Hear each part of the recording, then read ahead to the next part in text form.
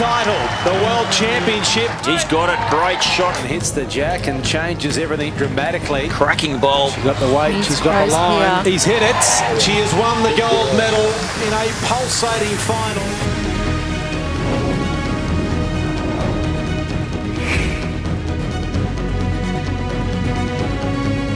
Welcome as we swoop in over Australia's tourist capital. It's another magnificent day here on the Gold Coast, and we have reached the climax. We head to Broadbeach, the famous Broadbeach Bowls Club, for the climax of the World Bowls Championship. I'm joined by two of our finest. Carla Krasanik, you're joining us for the first time, two-time world champion, twice a Commonwealth Games champion. This is your happy place, Broadbeach, isn't it? It sure is. I walked into the venue this morning.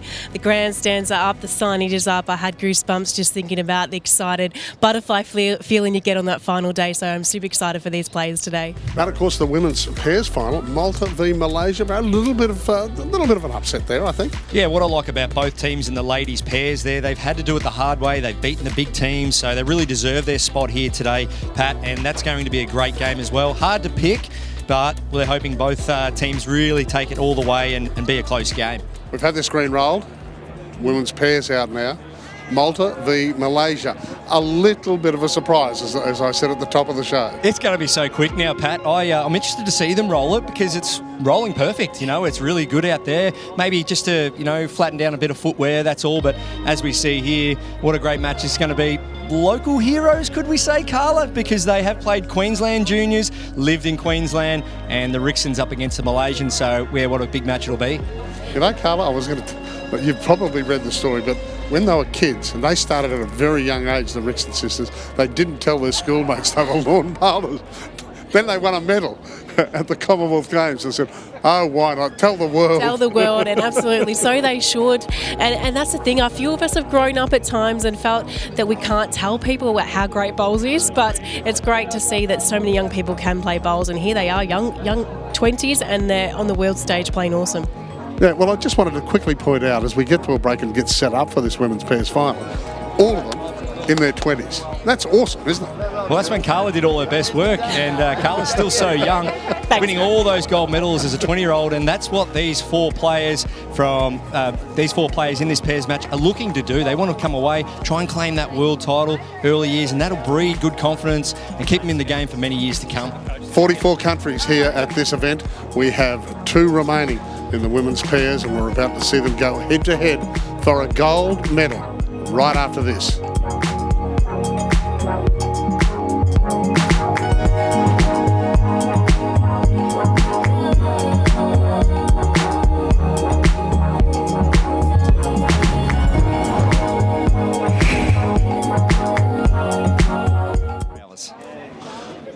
Quite a bit of tension also as we head into the semi-finals of the men's singles, which is not far away from here.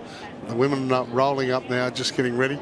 All youngsters, as we said, chatting with Carla and Barry a moment ago. This is fantastic, isn't it? Absolutely, and we're going to see two teams here in the women's pairs that aren't perhaps so used to being the big moments, and they're going to get their opportunity. So really looking forward to what they can provide. We know that Malaysian bowls has been Malaysian bowls since the 1998 Commonwealth Games in Kuala Lumpur has just grown, and we've seen, particularly in the women's game in Malaysia, it's been sensational. We've seen Siti's Aleena Ahmed win Commonwealth Games gold medals in singles, so it wouldn't surprise us to see the Malaysians go very well here. And in contrasting conditions, we've got the Rixon sisters representing Malta, of course, very familiar with these conditions, familiar with big matches in terms of Commonwealth Games, and they've medalled at Commonwealth Games. So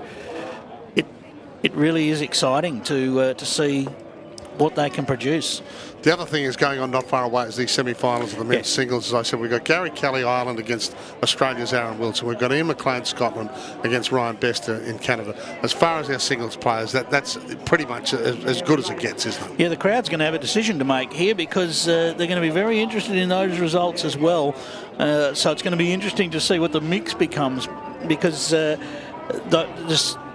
four players that are capable of winning the event right there in all four of those people. We just heard Barry, with Kaz there. And, Gary Kelly versus Aaron Wilson was our Commonwealth Games gold medal match. Now, albeit that we all sat up to watch that, and Aaron Wilson was an amazing form to sweep that win in quick circumstances.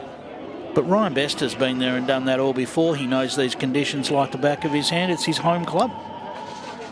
So the women's pairs final is close.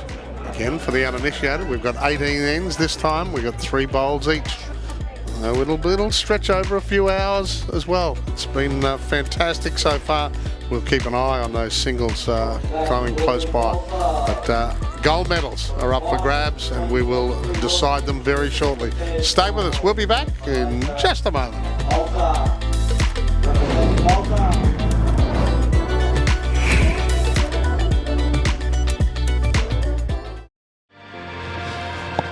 Just a perfect day here at Broadbeach.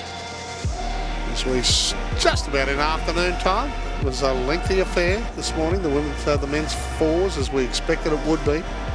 And what a fantastic match it was. It was an absolute treat, wasn't it? And the players are just completing their trial ends here.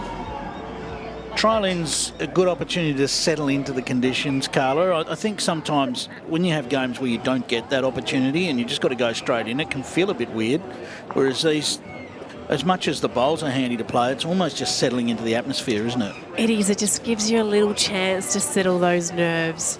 And we've seen the BPL format here in Australia, for example, where you don't get the chance to have a roll-up, so you're sort of heading out onto the green colder. Whereas this, that really gives them a chance just to settle in, get a feel, particularly for the leads. They'll probably put one down on each side, get an idea of which side they want to play during the game. And yeah, so really nice for them just to settle in and get a good feel. So 3 bowls per player, 18 ends is the journey here for a gold medal. You see Aleena, the lead for Malaysia. I was talking before the break, Carla, about Malaysian bowls, and really it's since the 1998 Commonwealth Games, when they got to hold the Commonwealth Games and bowls was featured, that they've really taken the game to heart, haven't they? I mean, we've seen City's Aleena Ahmed take 2 gold medals. yeah, absolutely. It's sort of brought a fire in the belly of the Malaysians. They got a really strong high-performance culture over in Malaysia. We also sort of saw something similar with India. Bowls wasn't really played in India until the Commonwealth Games over there, and now we see them feature quite frequently in all the international events. So it's great that we get more and more countries involved, and sometimes it is just having that one big event in the country, and all of a sudden bowls takes over. Bowls fever. It gets us all. They've been acclimatising the Malaysian team. They had friendlies against India and England at Mermaid Beach over the last month. And I've got to say that they've gone above and beyond, because the Malaysian Pres, before they headed out here, the Malaysian Bowls president said he'd be happy with semi-final appearances. Well, they've already done that. I would imagine there's a deal of excitement amongst the Malaysian Bowls fraternity. I was in KL and covered those games. There was a lot of excitement up there about all the sports. They embraced the whole carnival of sport, the festival of sport. Yeah, absolutely. And I think we've got contrasting from our men's fours final, where we had players out there that have been there and done that and played the big moments a lot. Here it feels like those first few ends could be really important from a nerves point of view.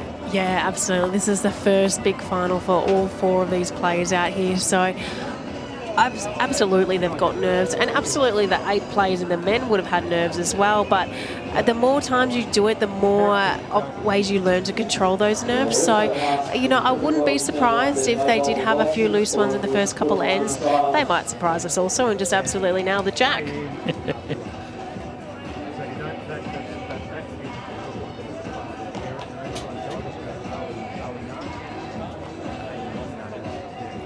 The Rixons will feel like they've probably got the advantage of the home crowd. There'll be plenty of support here, given the fact they are local players.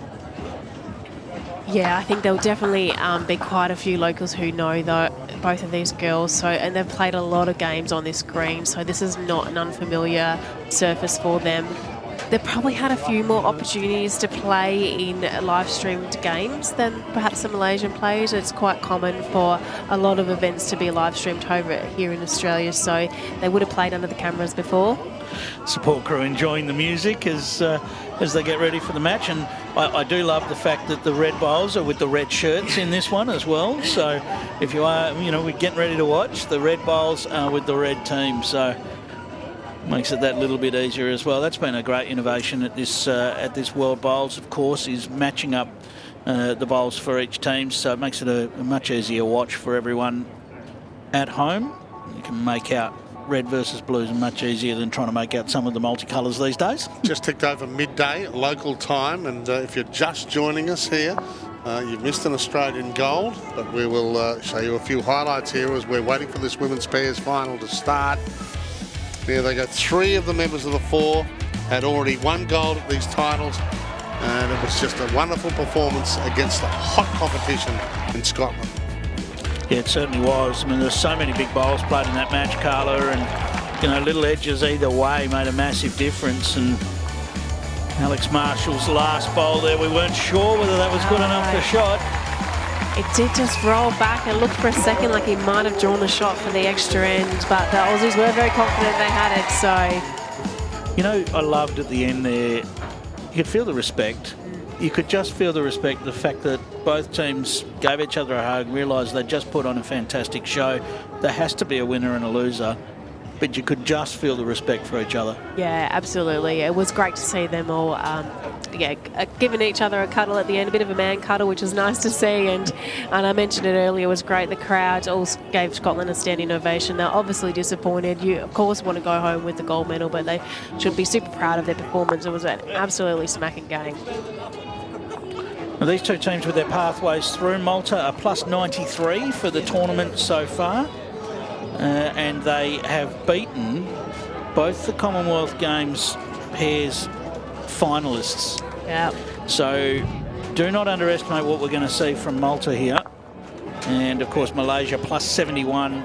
They've lost a couple of matches, so but they've produced the goods when they needed to, getting through over Ireland and Scotland to be here. I think it's fair to say that when the draw came out, Malta probably looked at that and thought, gosh, of all the sections to be in, they've copped the 2 Commonwealth Games finalists, and they ended up coming out on top of it. Yes, it's an amazing performance so far, but they've got one more battle to get through to get that gold medal, and we're not far off a start. Barry's down there, and this is just part of this wonderful coverage that we've been able to have a chat to the teams not long before they start proceedings. Thanks very much, Pat. Yeah, the green's just been rolled, and I think it's around about 16 and a half seconds. A little bit different to back in Malaysia, but Aleena, well done so far. How are you feeling going into this big match, a world title on the line? I feel so good and feel so great, so I will try my best to win this game. And how good is Australia? Do you love playing bowls out here, and especially on these beautiful greens? Yeah, I really love to play here. Well, we love having you here, and all the best today.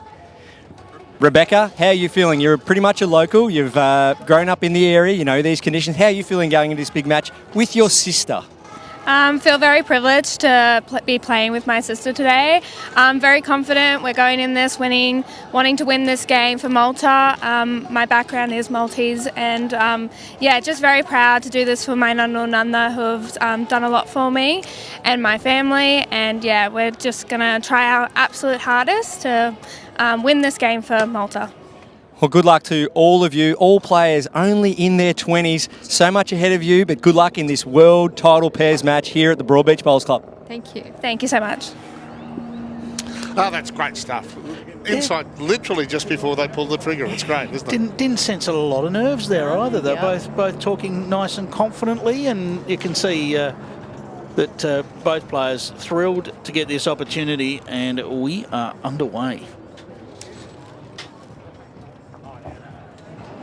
I almost feel like they've gone in with the mentality that, oh my God, we've made it. We've got nothing to lose now. Let's just play the game. Yeah, that was the feeling there. So Rebecca Rixon's going to get us underway, about similar length to what we saw played right the way through the fours match in a way, with the medium length jack.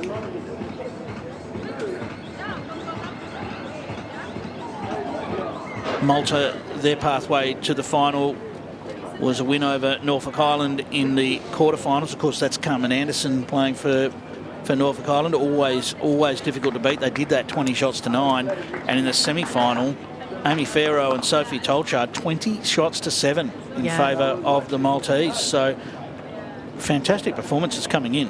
Yeah, they stormed their way through those games in epic form, really. So interesting to see how they can keep going with that scoreline. Can they do it again? Well, it was start to finish because they beat Australia, Commonwealth Games champions, of course, Ellen Ryan and Christina Christic, 19-10 in the first match of their qualifying rounds. So they hit the ground running and they haven't stopped. That gives you a lot of confidence too, knowing that you can win those games comfortably, that you're mixing it with the best players in the world. Look at this correction early on in the match. Nailed it. Beautifully played. I wonder if there's ever a crossword between the sisters. They're sisters. Mum's sitting in there as referee. I was going to say, if I was playing with my sister, so sometimes I might be a bit different to what I'd be playing with other players. You got to love sisters. Well, with Mum Rose, they won bronze at the 2018 Com Games right here at Broadbeach. They beat Canada 17-8 in a bronze medal playoff. And then Rebecca was 17, Connie 20. Yeah, they've certainly been on the scene for plenty of years, even though they are still young. There is experience there, there's no doubt about it.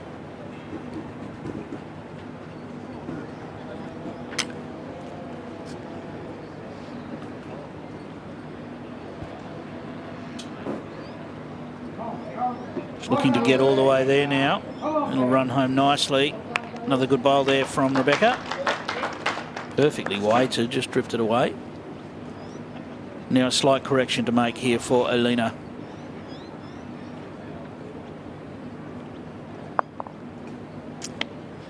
Needs to drop a couple of feet on her previous attempt.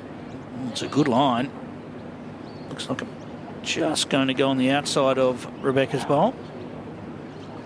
Would have got back to the line just a little, just carrying that extra little bit of weight again.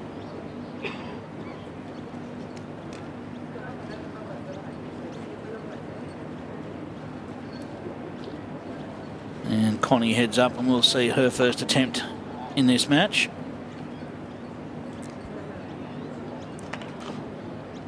To put things into perspective about the importance of this match, Malta's never won gold at the World Titles, and Malaysia, first gold they're chasing, first gold was back in 2008. The only gold was in the men's singles. So it's been a long time since Malaysia enjoyed success here. Yeah, Malaysia's gold's been at Commonwealth Games. That's where Aleena did her damage back-to-back. I think it was back-to-back gold medals, if I'm right.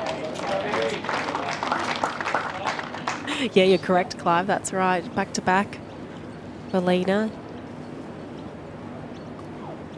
And surely these players have looked up to that performance as they've come through in the sport. Yeah, and I'd imagine that they've been training and playing with Aleena for quite a long time. So, and we see that as well in Australia. All the players, help to bring the development players through. The more you can push each other, the better it is for the culture and the performance of the team overall. So, I have no doubt that these two have been guided by her over the years. There's no doubt these big finals, they take a first bowl to get away for you to settle in.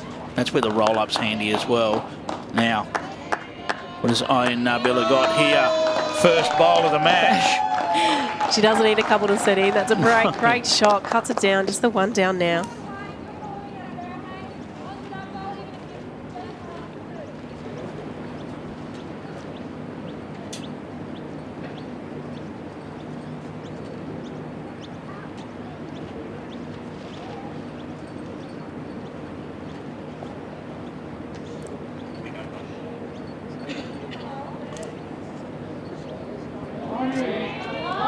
Looking good.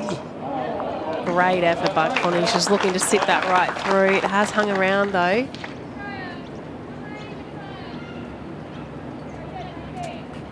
Now we'll get an idea as to how Nabilah is feeling her delivery. Nailed it with the first, so every reason to think that this one might be in the area as well. As you can see, a bit of breeze.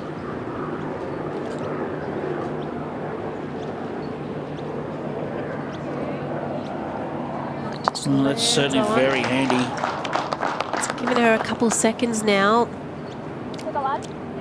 That's the benefit of having the 3 bowls is your first 2 you can build the head up if you need to. When you're used to playing a lot of games with 2 bowls, that third bowl feels like a bonus at times, doesn't it? Yes, Yeah. absolutely.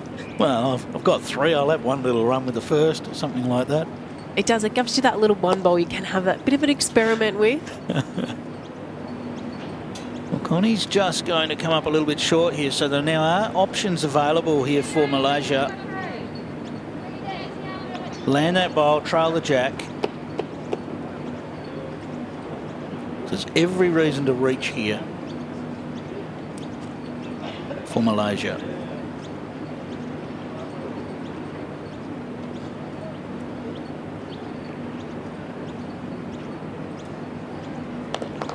As you settle into a match, these are great shots to get early and get your confidence up. It looks like it's just on the wide side.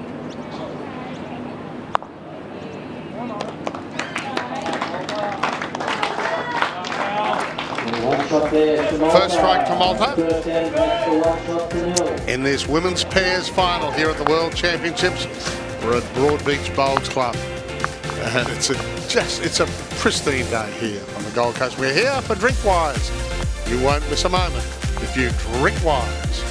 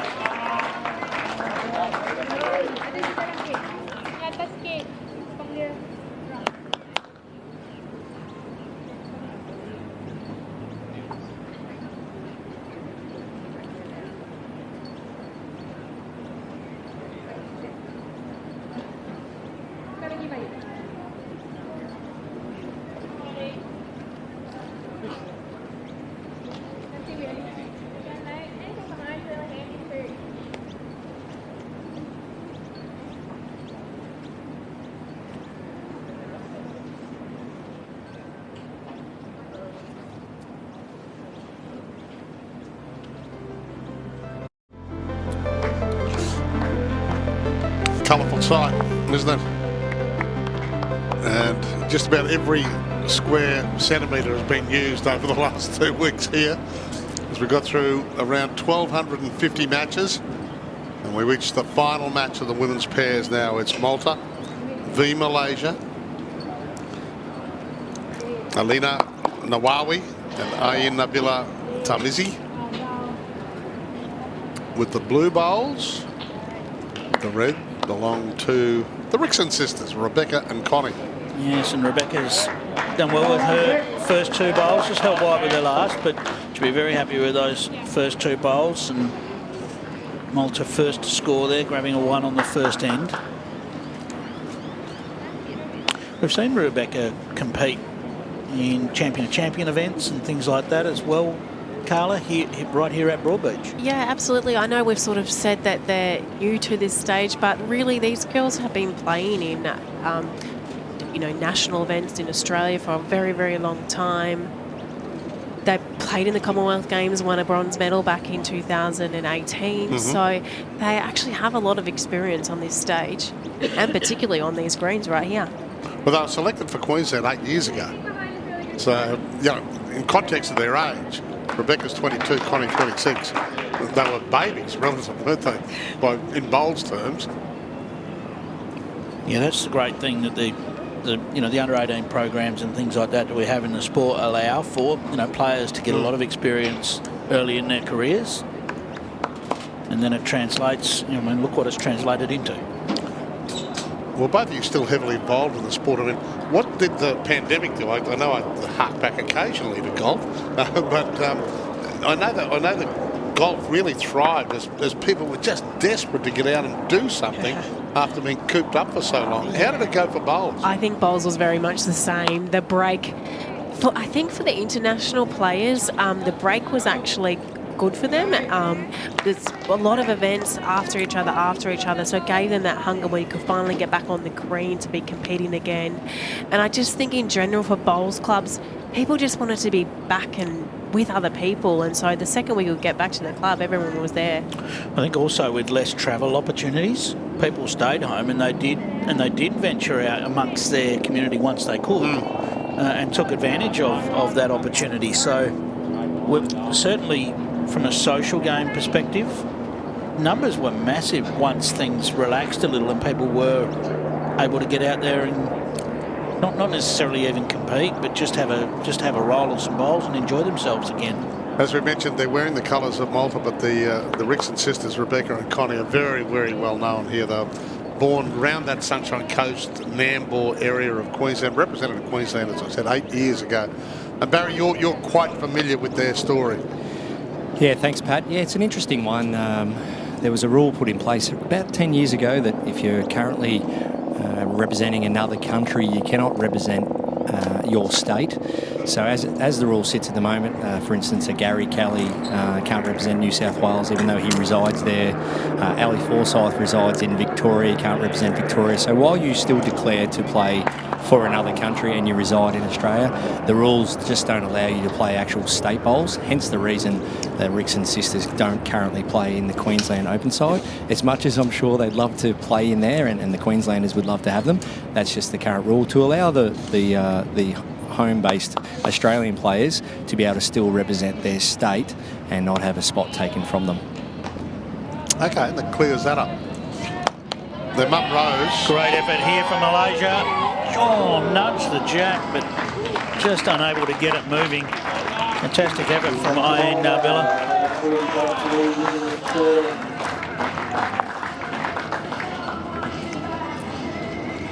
Nabilah has been at the top level, obviously, for a while now. 2022 Com Games, triple silver. 2 for Malta. Early, very handy advantage. After 2 ends, it's 3-0. And there's 18 ends to be played in women's pairs. 3 bowls each. I think that's real key to note, that 18 ends, it's a long game. There's a lot of time in 18 ends. It's a lot of time to keep focused and concentrating. It's also a lot of time to come back if you're down in the early days. So important. Malaysia, they haven't got on the score in the first 2 ends, but they've got 16 ends to go. So there's a lot of time to settle in and find their groove. Yeah, just important to manage these first few ends. Just grab a one or a 2 here and there, settle in. You almost just relax a bit once you're on the board, don't you? Get that first one. Yeah, especially when you've got so many people watching as well. You sort of gets a little bit on your mind. Sometimes, going away from actually thinking about winning the match and thinking, really just got to make sure I get on the board here and worry about winning it later. But they haven't been far away. I mean, that last bowl of Nabilah was so close to getting a result for Malaysia.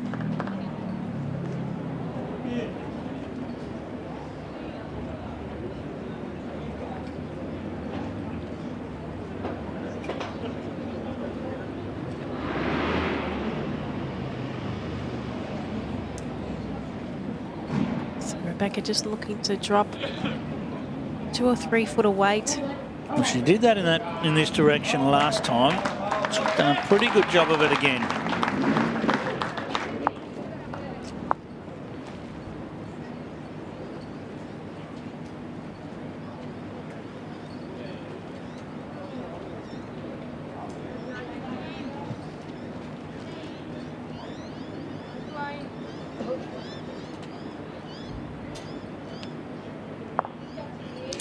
These first few ends, you just see the players come to terms with the pace of the rink. Also settle into which side, particularly the leads, are going to prefer to play. At the moment, they're playing on opposite sides of the green. That can be a nice little battle, can't it? And eventually someone often has to give in and switch to the opposition side.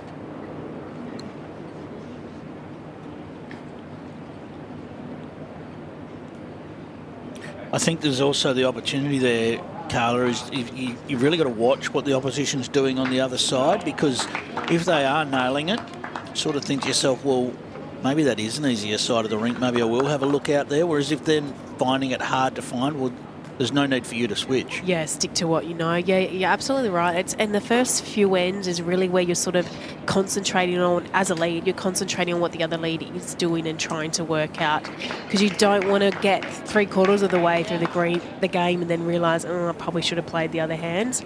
Try and work it out as early as you can. Yeah, in a sense, they're trying out that hand for you, aren't they? You're giving it a whirl, yeah. It's also a great tactical option. If things aren't going your way during the game, you can swap hands. Sometimes it doesn't necessarily mean that you play any better on the other hand, but it just sometimes changes the angles, changes the dynamics of the game. It's always worth trying. If you're a bit behind, get the lead to swap over and see if something changes. Connie is going to play the forehand side with a few bowls there to reference and just try and drop inside. We'll need this to get to bending. It's just going to travel around the outside.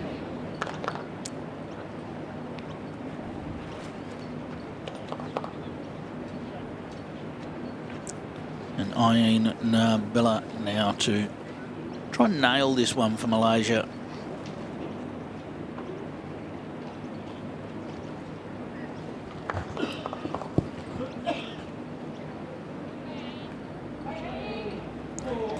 Fairly handy weight here. Just needs it to hang on.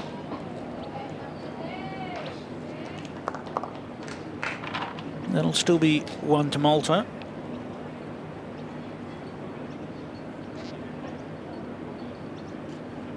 So, Carla, did they come in, the Maltese pair, with a little bit of swagger when they've taken down England and Australia? I think so, and they deserve to feel quite confident in what they've done throughout this tournament. They've knocked off probably the picks of the draw, so they've knocked them off and knocked them off confidently as they've gone through the sections.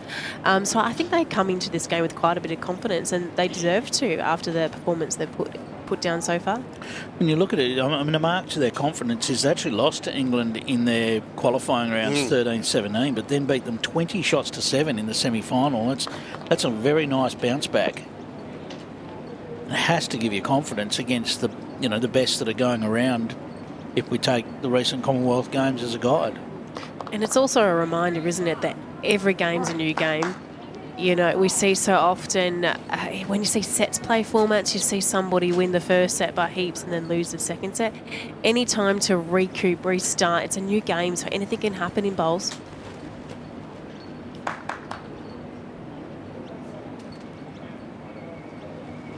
Well, this still looks to be carrying around the outside, so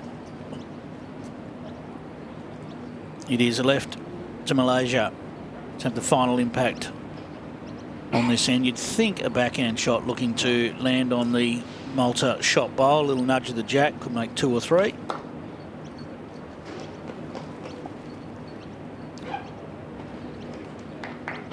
Hi, Nabilah, Tarmizi. More experience of the pair, results-wise at least. Has a silver medalist from the Commonwealth Games in 22 in the triples, and was 2-time Southeast Asian Games gold medalist as well. Looks like there's a fair bit of thought into which way to play this. Yeah. It's going to stick with the forehand draw by the look of it.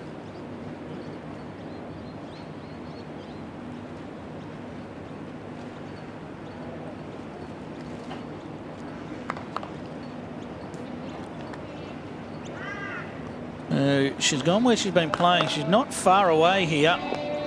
This is right in the area. What a great shot this is. Brilliantly played. Might have done enough for 2 there. Fist pump. I think it'll be 2 shots to Malaysia. Just what they needed, trailing 3-0. Tape's coming out, but I think the blue bowl will win this measure. It's great to see she really took that time to make that decision before she got on the mat. Whether, we thought she'd go backhand, but she'd played 2 on the forehand already, so obviously had the confidence she knew that line. So just taking that extra second to really make sure you know which shot you're going to play before you stand on the mat, that really valued for her there. And it tightens up very quickly here. That brilliant final goal by Nabilah Tarmizi. We're here for Henselite. Be your best. With the world's best bowls, it's 3-2 to Malta.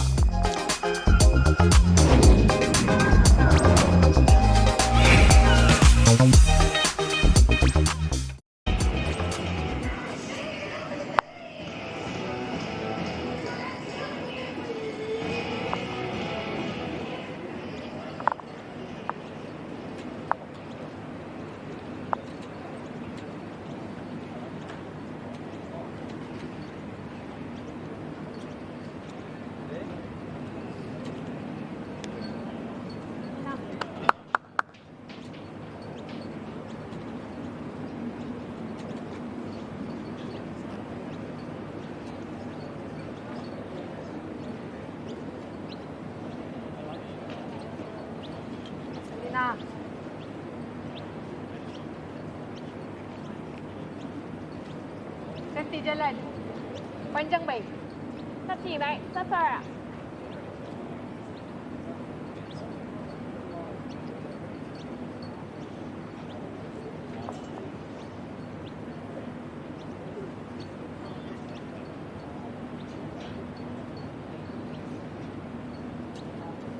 Back. Try hard to get that.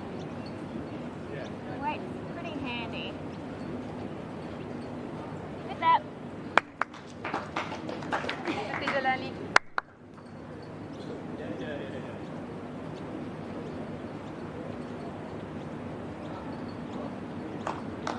Ganti jalan.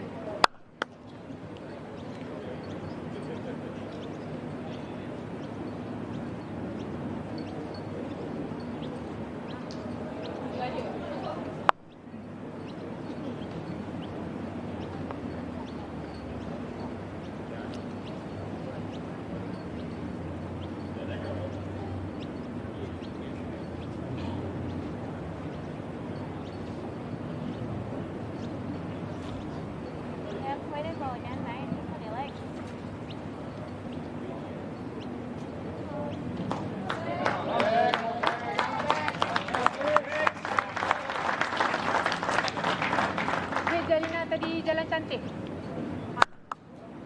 Ada kurang.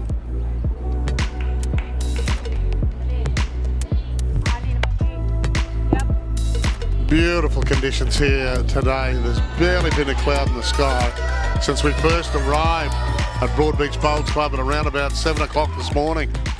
Now, bottom left of the screen is some of the men's singles semi-final action.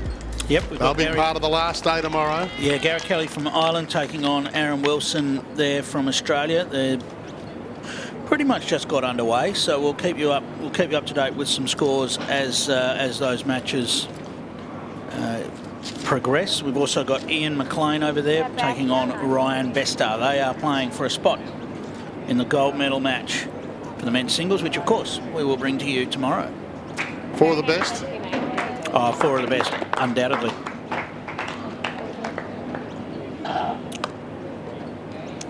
And then we saw Gary Kelly and Aaron Wilson play for the gold at the Commonwealth Games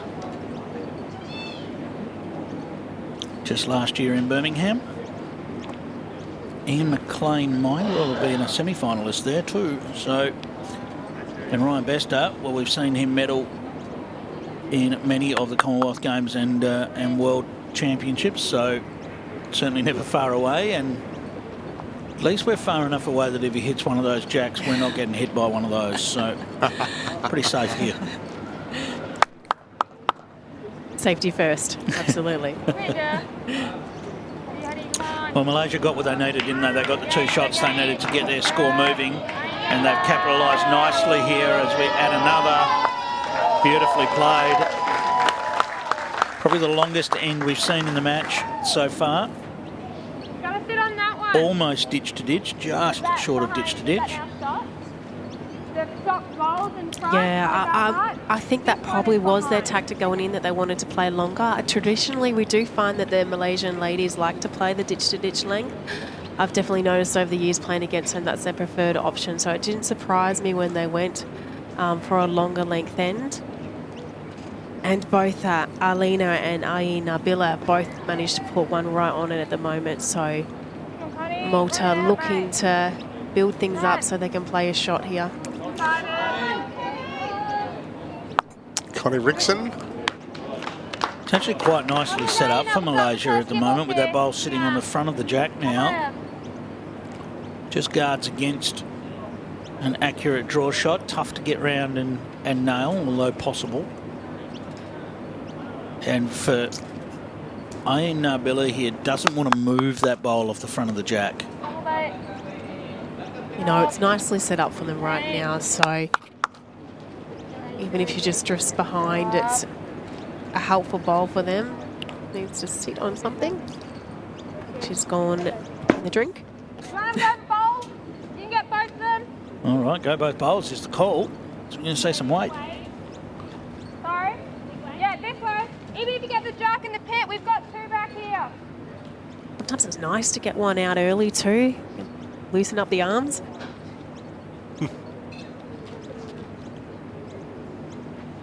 Hold it. Needs to hold. Hold it. Both.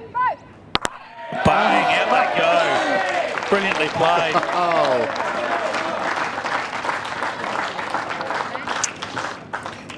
It was a nice confident call from Rebecca to start with. Connie wanted a little bit of clarification. What weight are we talking?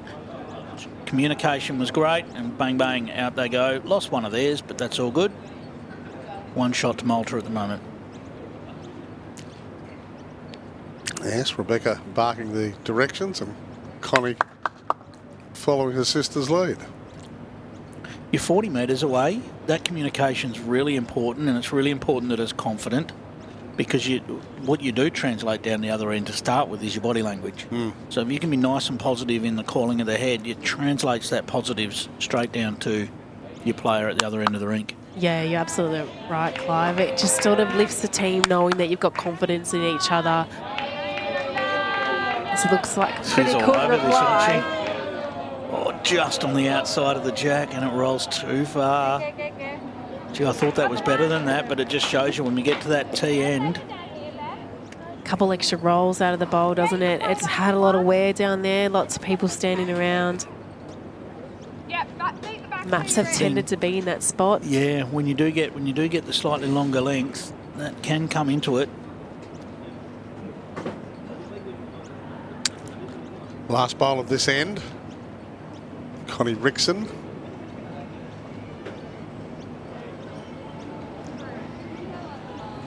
She might have just overplayed that, that's all.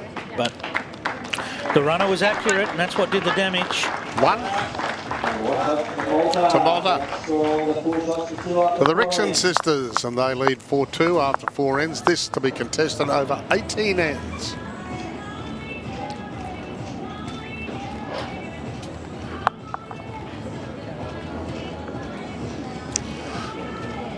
as we saw last week, Carla, it's only going to get quicker, isn't it, baking under this hot sun, even though with the small grandstands built around the breeze, probably not drying it out as fast as what happened at Helensvale last week. It's still going to get quick. Yeah, we definitely expect as the day goes on that the greens will get a little bit quicker. Interesting sometimes with the grandstands is sometimes if you get a breeze, it can swirl around, bounce a little bit off the sideboards, which can sort of make things a bit different to what they usually play here on this green. So players will be a little bit aware of that as well. It's just a light breeze at the moment, though. I mean, it's a bit breezy up here. It doesn't look like it's affecting them down there. There's not much breeze happening on their pants or anything down there at this stage. It is interesting because some situations, I'm not saying it's happening here, but you can look up at a flag that's sitting up above the clubhouse and it can give you the actual wrong indication. Yep. I've actually played on greens before where one flag was blowing at one direction at one end of the clubhouse and was blowing in the other direction at the other end of the clubhouse. Yep. Yeah, and it does buildings often. If a building, you can have a sort of tunnel through the building if there's a gap around the edge of the building as well. So it's not always as obvious as just looking at the flag.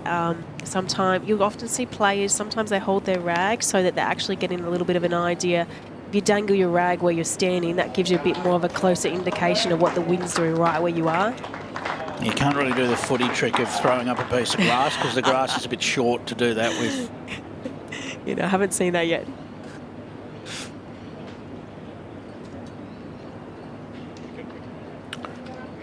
Right, well, as we see Aleena look to try and drop one in close here. It looks like it's just going to do enough for shot. And as Malaysia draws a shot, I think Barry's got some guests from Malta down in the crowd. Thanks, Clive. Yeah, Rosemary Rixon and David Rixon, parents of obviously Rebecca and Connie.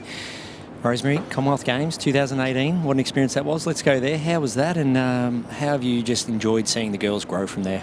Oh, it was an experience and a half. I mean, the opportunity that was given to us to represent the country was wonderful, and to go on better and get a medal was pretty awesome. Yeah. The girls just seem really at home out there. They just seem really calm. They're backing their shots in.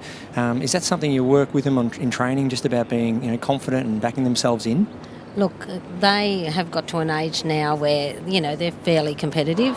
They have their own training regime. I don't have any say in that. I work really hard to train hard. They don't need it. They've got as much natural ability as most of you guys have, whereas I've got to work harder. But they're pretty dedicated. They love what they do. They love their sport, and they love playing together. David, how did it all start, mate? How did lawn bowls come into the family? I think it was early days when I first said to Rosemary, come and have a game of bowls, and we were in Newcastle at Mum and Dad's place, and she said, I'm not going to bowls. I said, come on, just come and have a game. So from that, it grew. She was getting beat, and she doesn't like getting beat at any point of time. So I used to work overseas a lot, so during my period overseas, she secretly used to walk off on a Saturday and start training at Swan Bowls Club in Maroochydore, and then from that they said, well, what about the girls? Can they play bowls? And then it just grew from that. As they were good bowl here, bad luck. And as it grew, the girls, they had so many sports, and I said to them, look, you can't just play netball, bowls, singing, dancing. I said pick two. So one of the two was bowls, and from that they grew and they started playing. I think they liked the money side of it when they were juniors. They obviously just kept winning, and then when they were winning, they were getting cashed up and going, this is really good. So I think we'll just keep playing. So I think that was the main thing that kicked it right off. Well, I'm sure you'll give them a bonus if they win today. Not only a bonus with some cash, but obviously they're going to win a potential gold medal. What does it mean, Rosemary, just in terms of Malta, big support crew here, a country on the grow, really, when it comes to bowls, and what would it mean to see them win a world title, personally? Well, for us, we're a small M&A. You know, the small M&As don't have the resources that the larger countries have. So for us, this is huge, even to make it to a final, for Malta to make it to a final. For the girls and I, you know, and Dave personally, there's a lot of time and effort has gone into it, and it's just the fruition of all the time and effort they've put in. It would mean, the world, you know. Well, thanks so much for your time, and I tell you what, if they do get up, I might have to try and book a ticket to Malta and check it out myself. Why not? I tell you what, we know where the competitive streak comes from. That's one thing we know from that interview. But we also know that when Barry's struggling to get a word in, David had our job covered as well. Even paused to acknowledge a good bowl.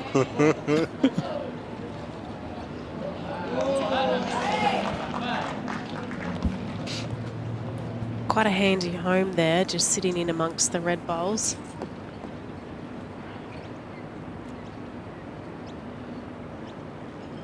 I am loving having this just red and just blue bowls out there. It definitely makes it, for the spectators, it makes it so much easier just to see the heads and see what's going on. Yeah, particularly in singles you're okay, because you can tell the difference nice and easily. But in the team games, when players are playing with all the different colours of bowls that are available these days, which has been a fantastic innovation for the sport, it does make it difficult particularly in some of the fours games and things like that, to try and make out who's playing with what. Yeah, and then sometimes you get players from opposing teams with the same colour, and it all just messes in your mind. So I love this introduction of blue and red. This will be interesting. There's one there. I think it'll be just the one, but they may get a tape for the second.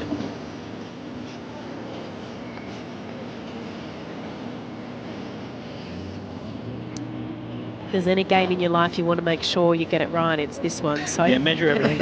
Get the tape out if you need to. Cannot blame. I think it'll be just the one, but it is two. There you go. 2 to Malaysia. And we're all tied up again. It's 4-all. We're approaching 1/3 match distance. And there's not a match between these two sides. We're here for Gigs to You. For technology setups, repairs, and everything in between, you need a gig. Visit gigstoyou.com.au and book tech support today.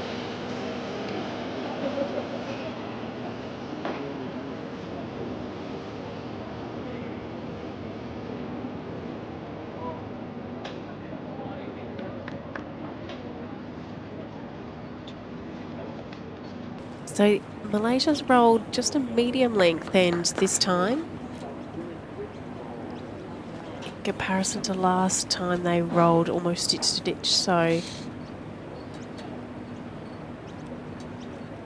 maybe a bit of a tactical change. Maybe also we have the odd time we roll the jack and it doesn't go where we want. I was going to say that, Carla. We assume it's tactical. I have done the odd one that didn't go where I wanted. Barry Lester is down there and doing sterling work with this fan base that has gathered in the... most of them undercover, I've got to say, because it's quite hot now. We're right in the middle of the day here at Broadbeach. Yeah, absolutely loving it down here, Pat. It's great to catch up with some old friends, and Farrell Iswan joins me. Good old mate of mine, played many games, 3-time World Championship competitor, and walked away with silver in Glasgow 2014. Farrell, what about Malaysia in terms of your training and the way you really do put a lot of hours in week to week to prepare for big major championships? You've been there for so many years. Can you give us an insight on how that all goes about? Yeah, it's about what we do every time we did is for our consistency in bowls. So not just training.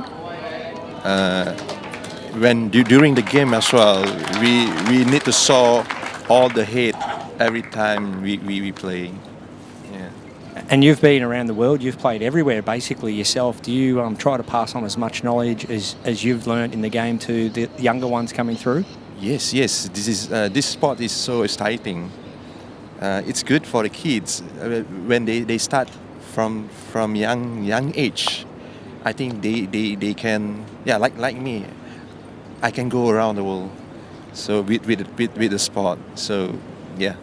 And what about the facilities over there in Malaysia? I've only been there the once and only saw the one venue, but what facilities has Malaysia got in terms of indoor, outdoor, and what are the conditions like versus Australia? Yeah, we have 15 states. All the states have a facility to play ball, but not much like Australia. But still, a lot of youngsters coming now. We also have a tournament for under 12, under 15, and under 18 as well. So it's coming in Malaysia. Yeah.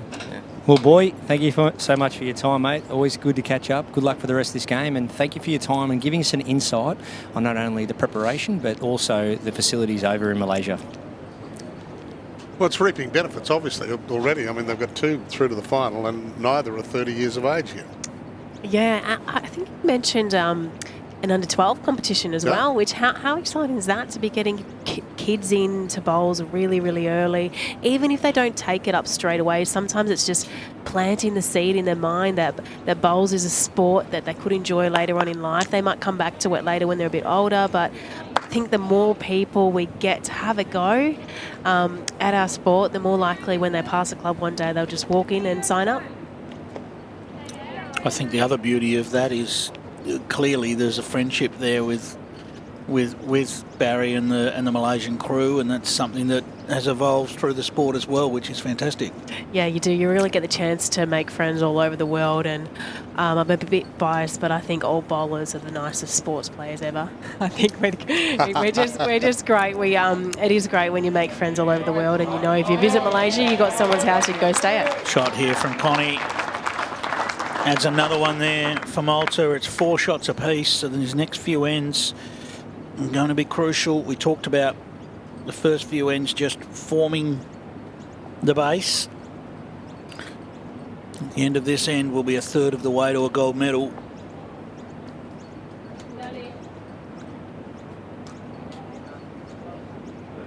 And Nabilah just on the outside. So there is a score looming here for Malta. Not really anything for Malta to worry about too much here. Yeah, they've got a nice back one in there already. I think Connie will just be trying to add to the count here. Really put the pressure on. This will do. Nabilah. Yep, it's well played. Well, gave that a double chance, didn't she, really, Connie? If she'd missed that, she was going to nest herself right in amongst those blues at the back, which wouldn't have done any harm. Holding 4? Yeah. Certainly. 1 bowl left each to play. We saw the difference 4 made in our previous match. It was really the only thing we could find to separate them. That's exactly right. I was very interested to see Rosemary and David both say that the sisters get along well and they love playing pairs together. So that's a help, isn't it? Yeah, it is a good help. Yeah.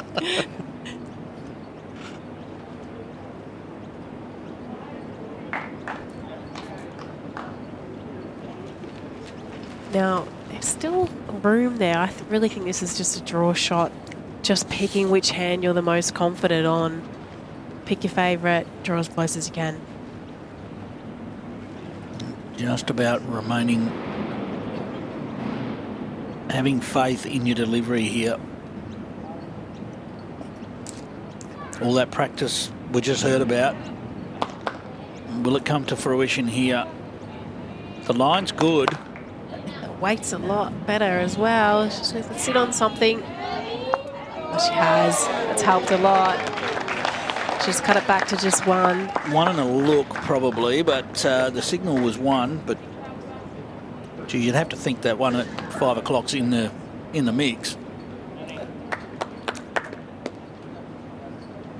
Be interesting to see whether Connie looks to play something similar down onto the blue. The only danger is the away bowl coming up.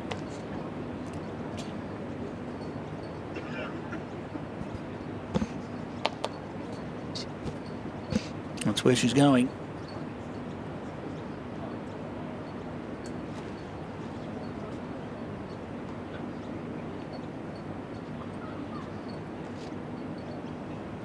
One or two rolls would bring in at least one or two more. Not quite going to get down to a great effort. See whether they go looking for two.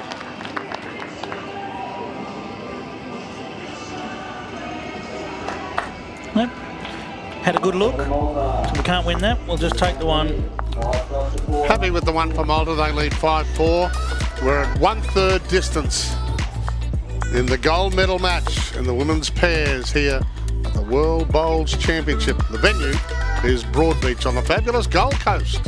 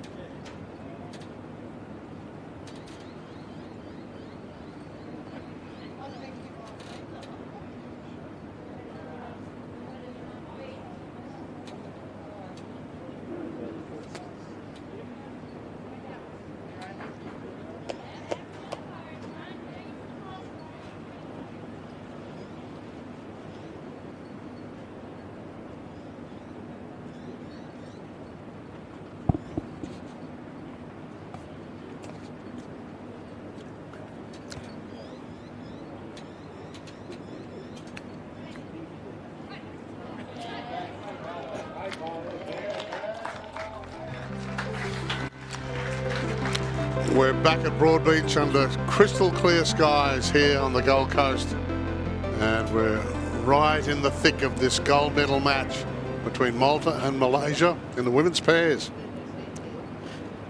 Rebecca's started well again. Two bowls crowding the jack as Aleena tries to get in there, but this is going to come up short. So advantage Malta here on the 7th end. Do have some scores from the men's singles semi-finals at the moment. Ireland leading 3-2 over Australia, so that's... Yep, that's Gary Kelly leading over Aaron Wilson, and Canada leading 8-3 over Scotland. That's Ryan Bester leading over Ian McLean.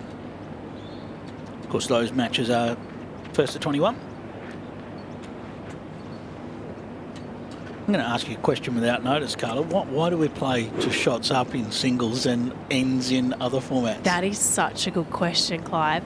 And you've chucked a doozy at me because I've often wondered that. It just seems really bizarre that, to me, that there's such different formats. But I've never played a singles game that's ends. Other than BPL, I suppose. Oh, yeah, or maybe like a sets play format, but otherwise it's always been shots up. And I've never played a team game that shots up. No. So that's a very, can you answer that for me, Clark? No, Oh. but I was asking the I question, thought not you knew the answering answer. I thought you were testing me. No, sorry, if anybody does, please let us know the answer to that. I just like the suspense of singles games when it is playing to 21 or to 25 or whatever number it is. I like it that nobody's ever out of the game. Yeah. You can't run out of ends. So I do like that element. But I don't think it would work in a teams format, so...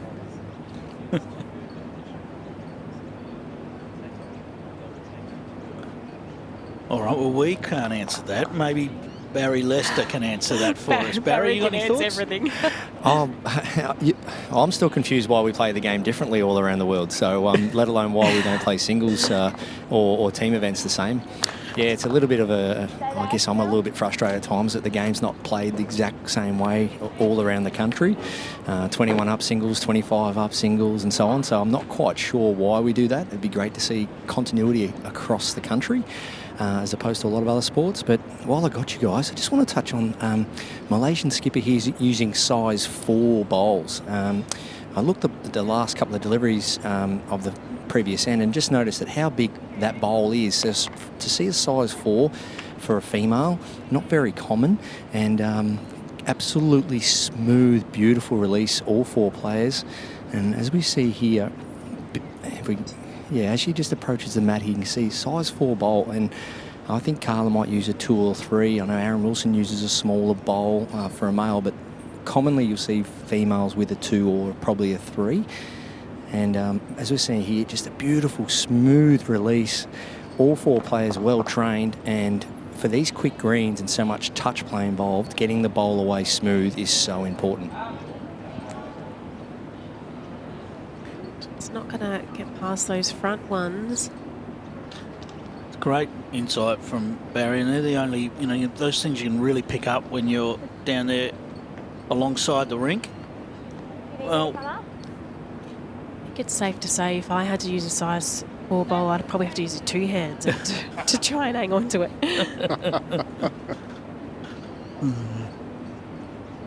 Well, Connie, heading down to have a look at this. The thing is for Malta here, they've got a nice setup of 3 shots. The last thing they want to do is move those 2 front blue bowls that are essentially guarding their 3 shots at the moment. Yeah. And you don't want to finish Jack high. You don't really want to give her any sort of guide. So it looks like they're talking about, play the backhand. She can still finish 2 foot wide and be in the count there. So it's not always necessarily about being right on the jack. She can still count if she finishes, just if you see where Rebecca's got her foot there, just indicating to her you only got to get to here and you're in the count. Sometimes you can play the obvious shot and you just open a door for the opposition and they go from having not an awful lot on to them being able to have an escape shot.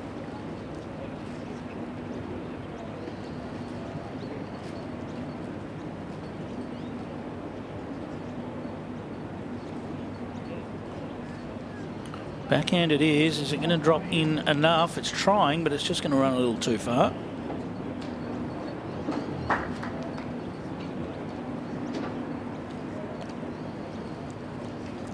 I think that was particularly relevant knowing Malaysia's only got 1 bowl left. Yeah. So if Malaysia still had 3 bowls left, you mightn't be so worried about that. But with only 1 bowl left, they know that Malaysia can't open it up for themselves and play the shot now. So it really leaves Nabilah with probably a 4-hand draw to that back bowl and try and at least cut it down to 1. Yeah, absolutely. She's really only got the 1 option here. So back herself, 4-hand draw, close as you can. You get second shot. She really only needed 2 foot on her last one.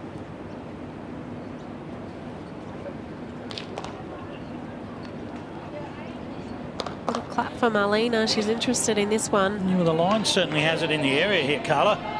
This is very close. Very. A fantastic effort. Great shot. Cut it down to just the 1. Yep, so 3 became 1 in a twinkling there. Still, Malta hold the lead, and that lead is 6-4 after 7 ends. We're here this afternoon for the official hearing partner of Bowls Australia, and that, of course, is Audica.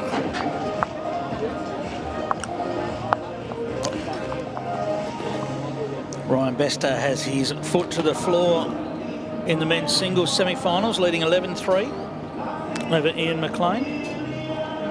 Whereas Gary Kelly and Aaron Wilson, 4 shots to 3 in favour of Gary Kelly at the moment. We'll keep an eye on those matches as they evolve. And of course, the men's singles final will be right here with you tomorrow. Also, the women's triples final.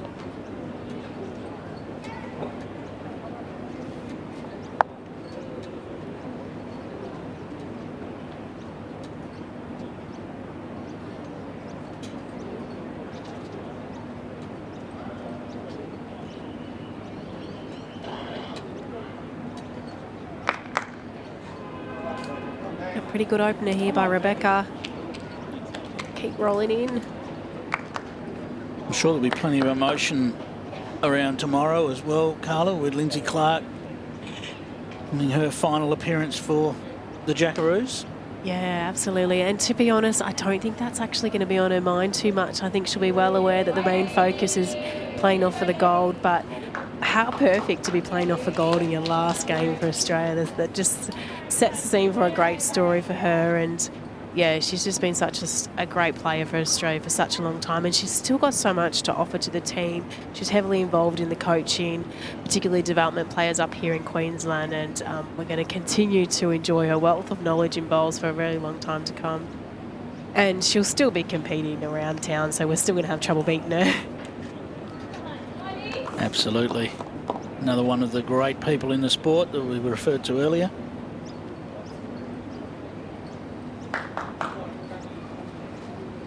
Australia, New Zealand in the women's triples final tomorrow.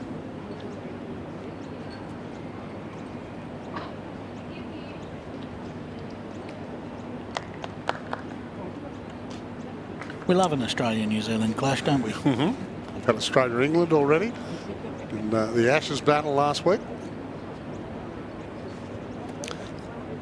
Interesting comparison here. We know there's history beckoning either side of this result.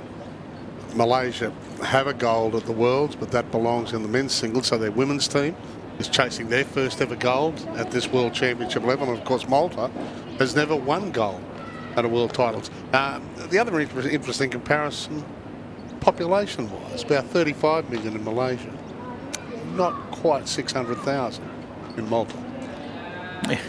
So Malaysia's got an advantage there of where they can tap into their young resources. Slightly. And as we've heard, as Barry told us in that interview earlier, that they're now trying to tap into the under-12s, the under-15s, the under-18s. And I remember distinctly, when being there in KL, I was mainly working track and field, but there was a great love of the festival of sport and what it brought to the country, and a great national pride that they were able to host something that big. Undoubtedly. They are a nation that takes a lot of pride in their sporting achievements.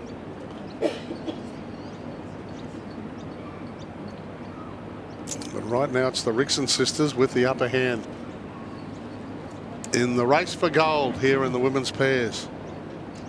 This one's just going to carry past, so there's an opportunity just beckoning for Malaysia here to grab a couple of shots back.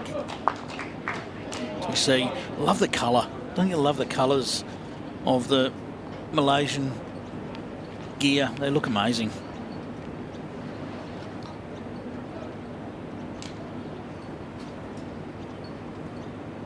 I love when you're seeing the crowd, all the teammates all sitting together, and you just, as a player, you know where to look, where you know your team is, all the colours there together, you know where your bit of support network is, to look across if you just need that little bit of encouragement. Got a stand of black and orange, and then right next to them a stand of red, so... Yes. And those players off the rink do have a role to play, don't they, in terms of looking positive and keeping those positive vibes flowing across the rink. Yeah, and the crowd really helps with that momentum. If you get a pick up a number and they really get behind you, your teammates on the sideline, that really helps push the momentum into the next end as well. So crowd has a big play in the games. Connie just looking to correct her weight on her previous attempt. Yeah, she looked like she got that one out a little bit better. It's just got to run a little bit. Urging it home. Not quite. No one's quite finding it this end.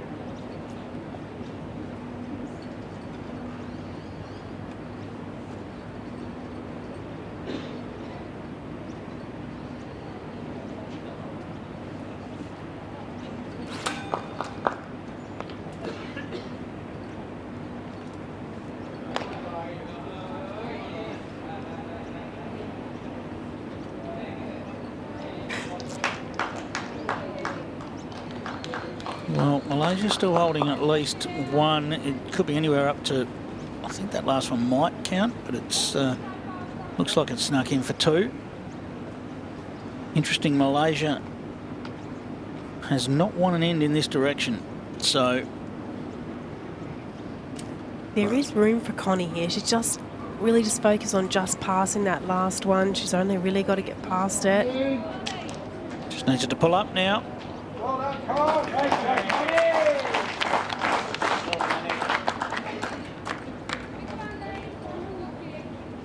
I believe the indication from Aleena was that Malaysia is still holding shot.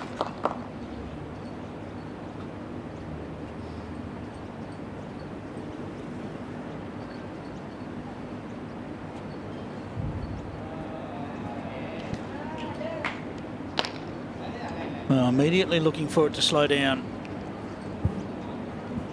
Looking at the body language, and yep, it is going to roll past. So Malaysia get on the board in that direction. Yep. One to Malaysia. Tightens it up yet again. It's 6-5 after 8 ends. This match goes 18 ends as we race for gold in the women's pairs.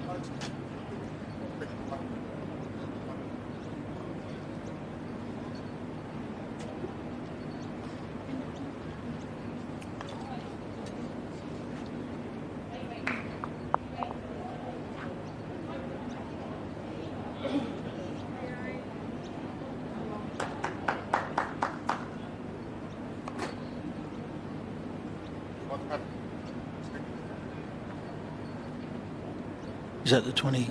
Just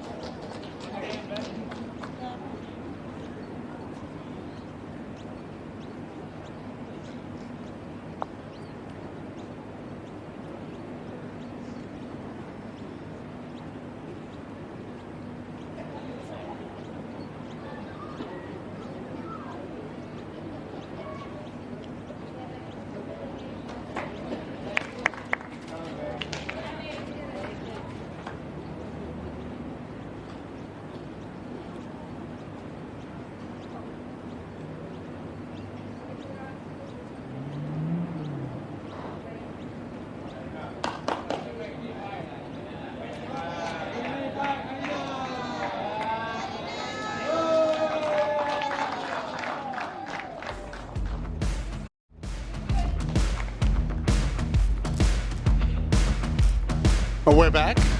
Women's triples final tomorrow, Carla. You know, I think about that, don't you?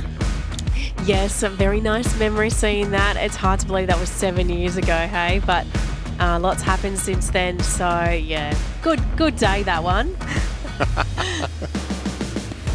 How fantastic. Well, then, as we know, that was the last World Championships that we had because of the pandemic. Yeah, I get to hang on to reigning champion for maybe 24 more hours. Not quite.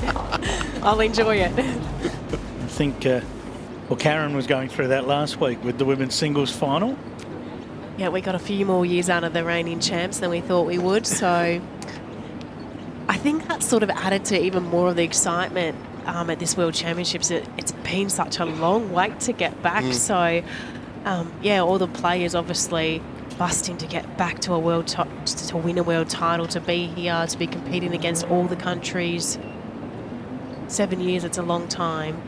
And of course, 2025 will be the next World Championships now in Hong Kong. Yeah, so we go from a 7-year break to a 2-year break. Yes. Well, this young lady, Nabilah Tarmizi, she's 25, so she was needs a little just edge. a teen. Great shots. We saw it earlier in the end while we're at the break that a couple of balls found their way through the gap there. That one just needed to find that little edge as it was cruising in there. There it is. It gets down onto the jack. So a couple for Malaysia. This would allow them to take the lead if they can hold on to this. Yeah, which that is hasn't interesting. happened much. Which is interesting because it feels like Malta's probably had more control over the match, but the Malaysians are right there. And it's just going to take a couple of ends for Malaysia, and they could establish a bit of a lead. They haven't been in front in the match at all.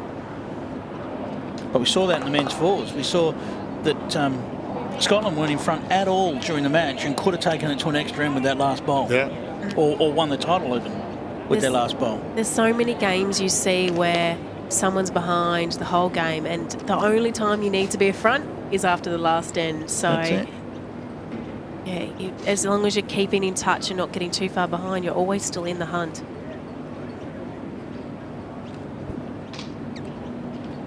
And this is working its way back.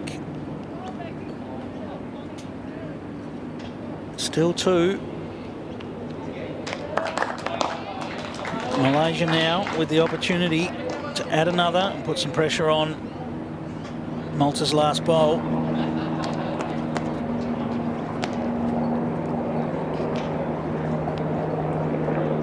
I think what's really important here for Nabilah is to just really concentrate on playing good line. You don't want to put anything jack high. You don't want to give anything for Connie to work off because she's got two sitting just behind. Yeah, ideally you just want to be climbing around those front bowls and just finish in behind that pack of bowls at the front. Looks like she might be heading to the back anyway, so... I don't know whether that was deliberate or not, but Really? it's, Not sure. I guess with that weight you would think so. Perhaps knowing that Malta had control of the back of the rink.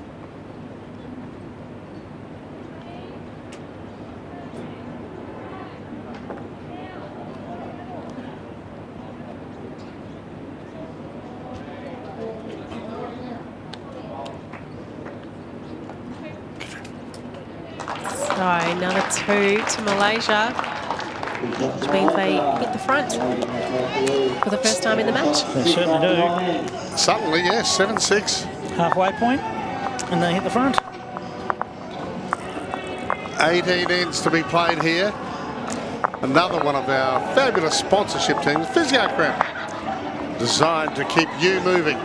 Malaysia in front of this gold medal match in the women's pairs here at the World Bowls Championships.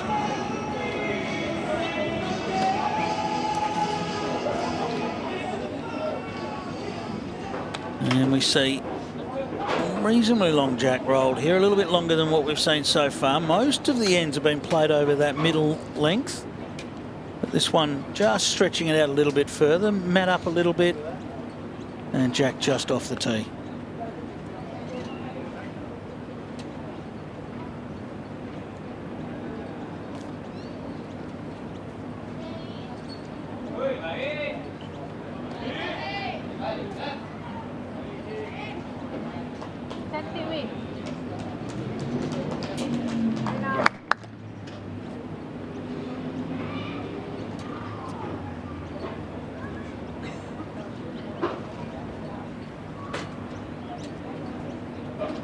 update from the men's singles semi-finals. Gary Kelly now leads 9-4 over Aaron Wilson. Ooh. And Ian McLean staged a bit of a fight back too. He was down early 11-3. It's now 11-9 in favour of Ryan Bester. So a couple of moves from a couple of the players over there in the singles semi-finals for men.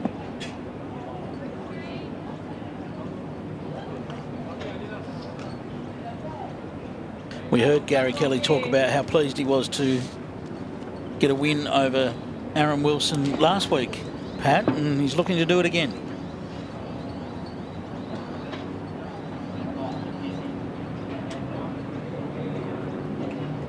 There's always these little rivalries that sort of start to develop, don't they, throughout. I mean, both of them are good mates and they, off the green, get along really well, but there's a little bit of a rivalry developing between Aaron Wilson and Gary Kelly.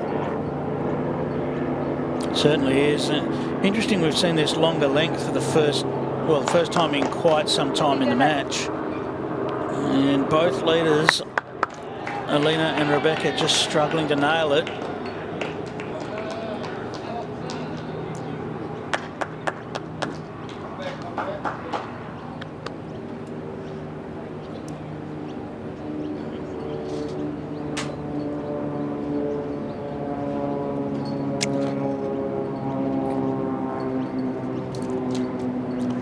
It was an interesting story, Carla, as I mentioned when we were doing our opening piece to this, that when they were school kids, they didn't really want to know that their schoolmates knew that they were bowlers.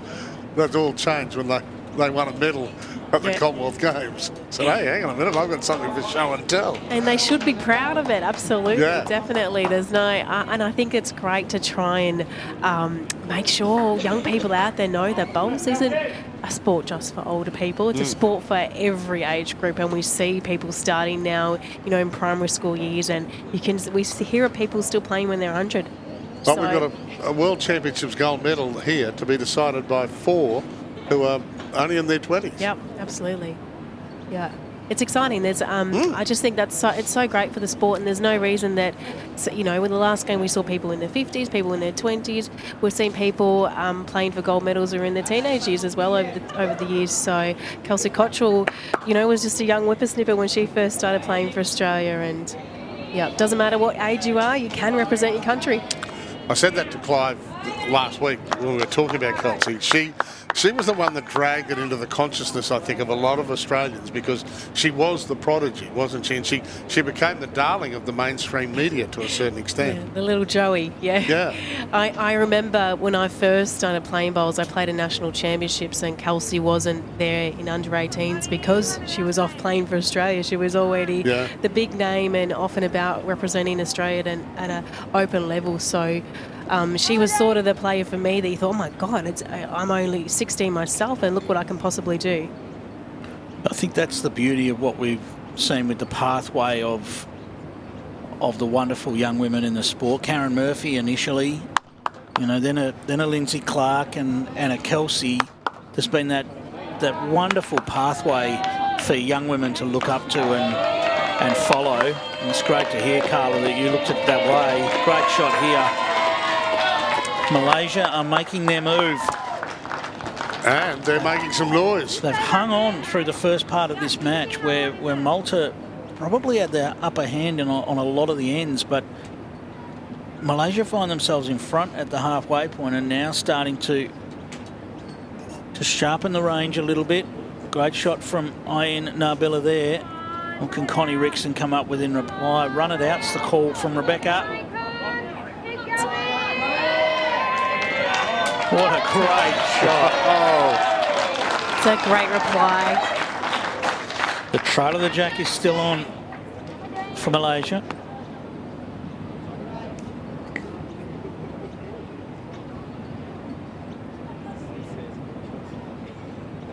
Yeah, we have come a long way from... You hear Karen Murphy talk about not wanting to be in her bowls clothes to get fuel and things like that. She's told that story a few times. We've come a long way from that. Oh, what a super effort. Just going to drop under. So, Connie's got to be careful here. There's number of Malaysia bowls just sitting behind the jack.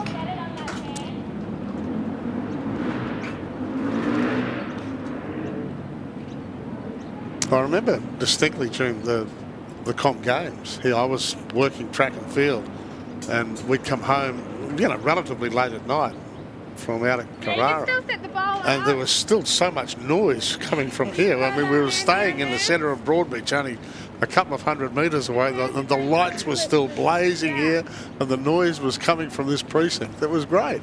Oh, the atmosphere here was absolutely amazing. Do you know, the best thing was that it wasn't just bowlers coming to watch bowls. We had people off the street come to watch bowls, people from other sports come and watch bowls. And my parents who were in the grandstand, they were saying that, there'll be so many people asking, how does this work? We want to know more. We want to understand. I've got a great picture of my little nephew. He was only about 9 months at the time, and he's in the crowd with some people who had come in there bathers. They're Aussie bathers. They were in the grandstand, and there's a picture of them holding him, and they'd never been to bowls before, and they absolutely loved it. So some significant discussion there between the two sisters to try and work out, sometimes they were well down on this end, managed to save it. You just don't want to give that number back by playing the wrong shot, or I wouldn't say a reckless shot, but well, this is in the area again. Played the safer option. What a fantastic effort. They don't come much better than that as far as an attempt to steal that shot back. Remembering, they were 3 down in that end at one point. Yeah, the head really wasn't in their favour, so to go 1 down, I think they'd be pretty happy with that. Absolutely, that's what we were getting at. There was a backhand shot on, but if Connie had got to the jack and not stuck with it, she could have restored all of that deficit that she had just saved with the previous bowl. This women's pairs final over 18 ends. Just if you're new to the sport, 3 bowls each. We've got the Rixon sisters representing Malta, but they were born and bred in Queensland. And Aleena, Nawawi, and Nabilah, Tarmizi representing Malaysia here, all of them in their 20s. So it's a wonderful advertisement for the sport of bowls. And Malaysia, advantage at the moment, 8-6. 3 ends in a row to Malaysia. They've gone from 4-6 behind to 8-6 in front. And Carla just sticking with this slightly longer length. That's exactly what I was going to say. It's really not surprising they've gone to this slightly longer length. The Malta girls weren't really able to find it last end. So, yeah, it's really not surprising they've stuck to this. This is the first time I think we've had a longer one this way.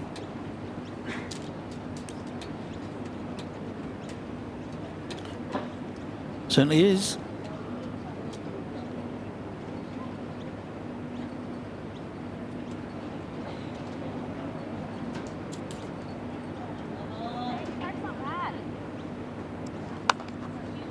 Well, I think the marker's been laid now for the rest of this match. I think we're going to see Malaysia going along. If Malta can grab an end, they'll shorten things up. I think that's key for Malta now, is to try and win this end, get the mat and get back to the length that they were favouring. Malaysia's managed to string a couple ends in a row now.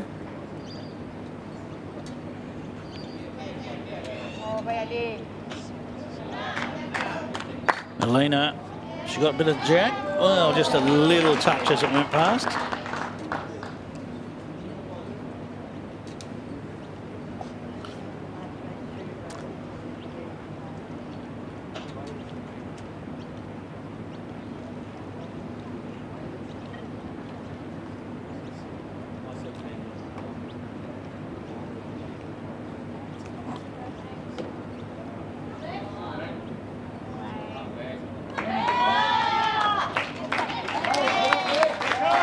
The Malta element in the crowd looking to lift their pairing here.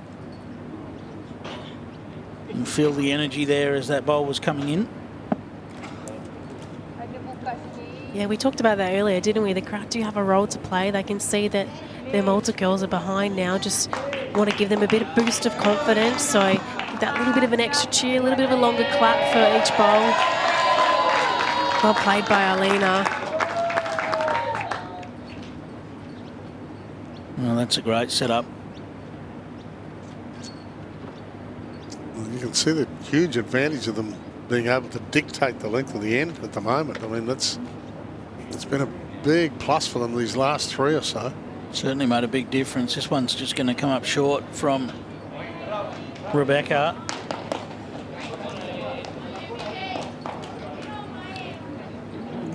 Connie, her older sister, will take over as skip. Just needs to find a way here. Find a way to get one, score, and change the momentum of the match. It just feels like momentum currently with Malaysia, being able to dominate that longer length. Just needs to find a way.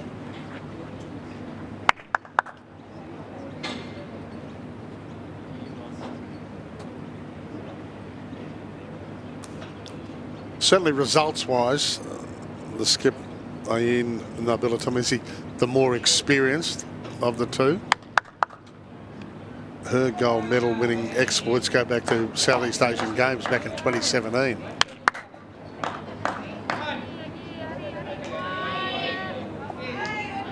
Well, this is a really good bowl. It's a good shot. I think Connie might have almost been hoping that that was a little bit closer to the jack and would have given her a little bit of weight that she could play. Yeah, it is funny sometimes. Sometimes you do want something to sit off, something to give yourself a chance to arrive to. She doesn't need something to arrive to. She's going to dead draw. Oh, it's a great shot. It's trying to fall out. It's just fallen out. Yeah, one to Malaysia still helps though. Still again limits the damage. And it gives her a bit more of an option with the next one. She can afford to arrive with a little bit, sit that other bowl for 2.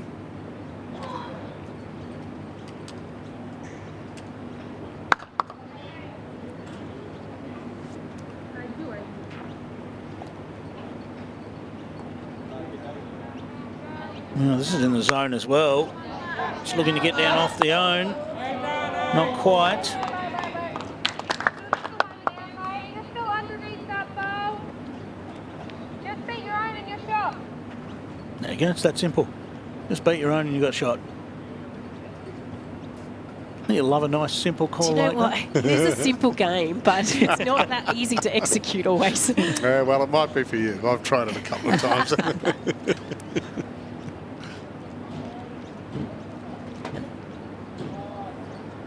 Getting off behind there.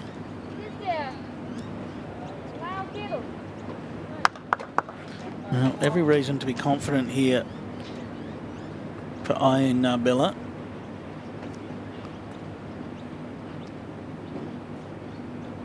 So a nice line in there, just underneath that blue bowl in front. Draw another counter, a little touch of the jack wouldn't hurt. Will this get to bending? It's trying. Calm now. Round the front. She almost got around it. Without the bowls there, that might have actually fallen back in to count. It just landed on the bowls to stay, but I don't know if I should stay there or... well, I think a little bit of decision making here. I like the fact that these two get together and make their decisions together. There's no rush here. Yeah, there's no time limit. Now you can take your time. You don't want to play a shot and then regret it. So I think it's really important to just get up to the head, have a really good, especially at this point in the game. There seems to be a bit of a momentum swim. So give yourself some time to really think about it. So you play the shot knowing exactly in your mind what you want, 100%, no doubt. Having said that, Carla, I don't think there's an option there for her on the forehand. She was looking at, does she stay on that backhand or is there something on the forehand? I don't think there's anything there on the forehand. They're going to go and have a chat to the coach, which they are entitled to do. And interesting, the signal is actually 2 to the blue at the moment. So that last bowl of Aleena Nabilah counts. If it is 2 down, I think that might give her a bit more confidence to give it a good chance to sit those bowls or trail the jack through maybe. Yeah, the danger is there's only one bowl in there, isn't there? And that doesn't look like it's really going anywhere without her own bowl sticking around if she plays backhand and just reaches. And there is a little shot there just to turn it up by hitting the blue, just give it a roll nudging over. it. Yeah, just nudging it.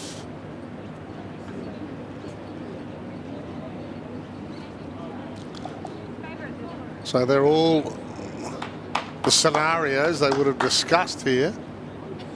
At the moment, we believe it's Malaysia holding 2, which if the status quo maintains, takes them to a very handy 10-6 lead. It did come as a surprise that I wasn't sure that last bowl of Malaysia had done enough to count, but 2 was definitely the signal. Now, this is weight. Well, yeah, well, that's a lucky one. You can see Connie immediately apologise. And it is 1 to Malta.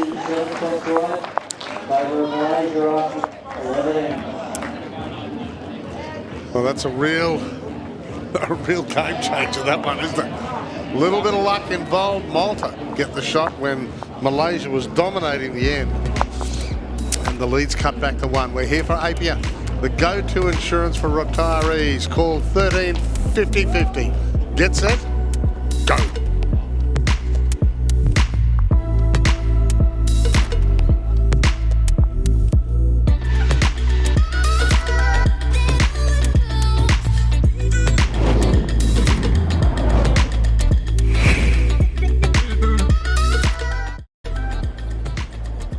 Yeah.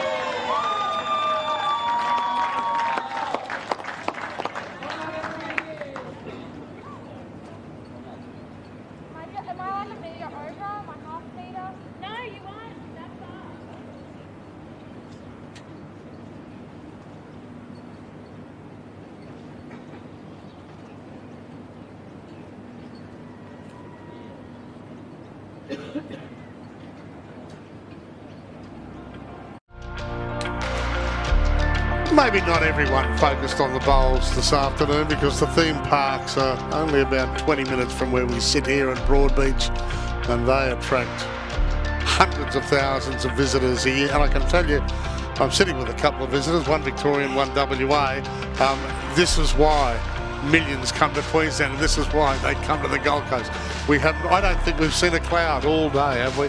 Not at all. Temperature near perfect, a slight breeze just to cool us down. We're watching world-class bowls action here. And of course, not the only major sporting event on, a couple of big football finals in Brisbane over the weekend as well. So Yeah, it's really the centre of Australia's sporting universe at the moment.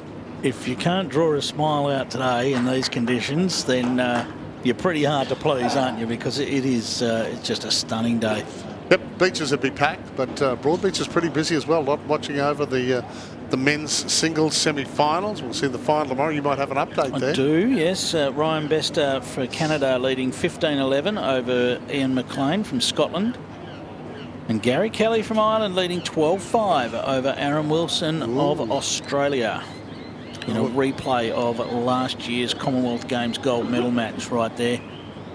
That's the semi-finals, and of course we'll have all the finals action of the men's singles tomorrow. Carla, the men's fours work is done successfully this morning. They would possibly be over there supporting. I have Aaron? no doubt that they are all over there supporting. There's no doubt all the Aussie team will be there right there supporting Aaron in his quest to gold again. And that's what's great. You're playing singles, so you're out there on your own, but you know you've got a massive team behind you. So you heard it in Aaron Sheriff's speech, actually, and when Barry was talking to him, his interview, I should say, that he said we've got that now. We've just got to get Aaron Wilson over the line in the singles. Yeah. And not also to mention that there is an overall trophy to play for as well here. Yeah. So it matters how your teams go in all different disciplines. Very handy home. It's this last couple ends, we've seen the Malaysian bowlers tighten up. Aleena's really found it as the lead, really setting up the head quite well the last couple ends. She's been given Nabilah, lots of options, chances to add, chances to cover as well by just getting it set up nice and early. Look at this though. What a great shot from Connie. Nails it, hides it away in behind that pack. It's starting to get noisy here at Broadbeach.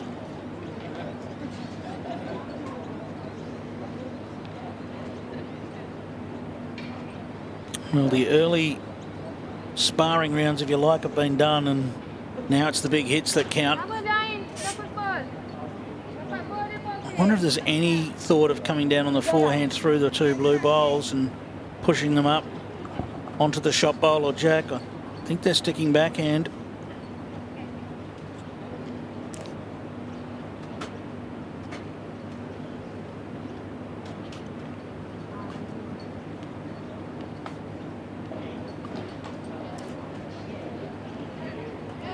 Just looks tricky to get at on the backhand now. I mean, can sit the shot bowl out.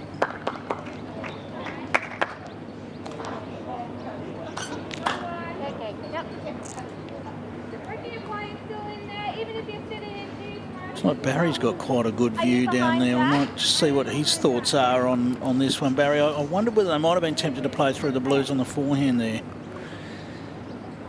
Yeah, likewise, Clive. There's, as you can see, those two blue bowls out the back there. I think that they might come into play. We might see some aggression, but as Carla touched on from the lead, two bowls inside 18 inches in these conditions.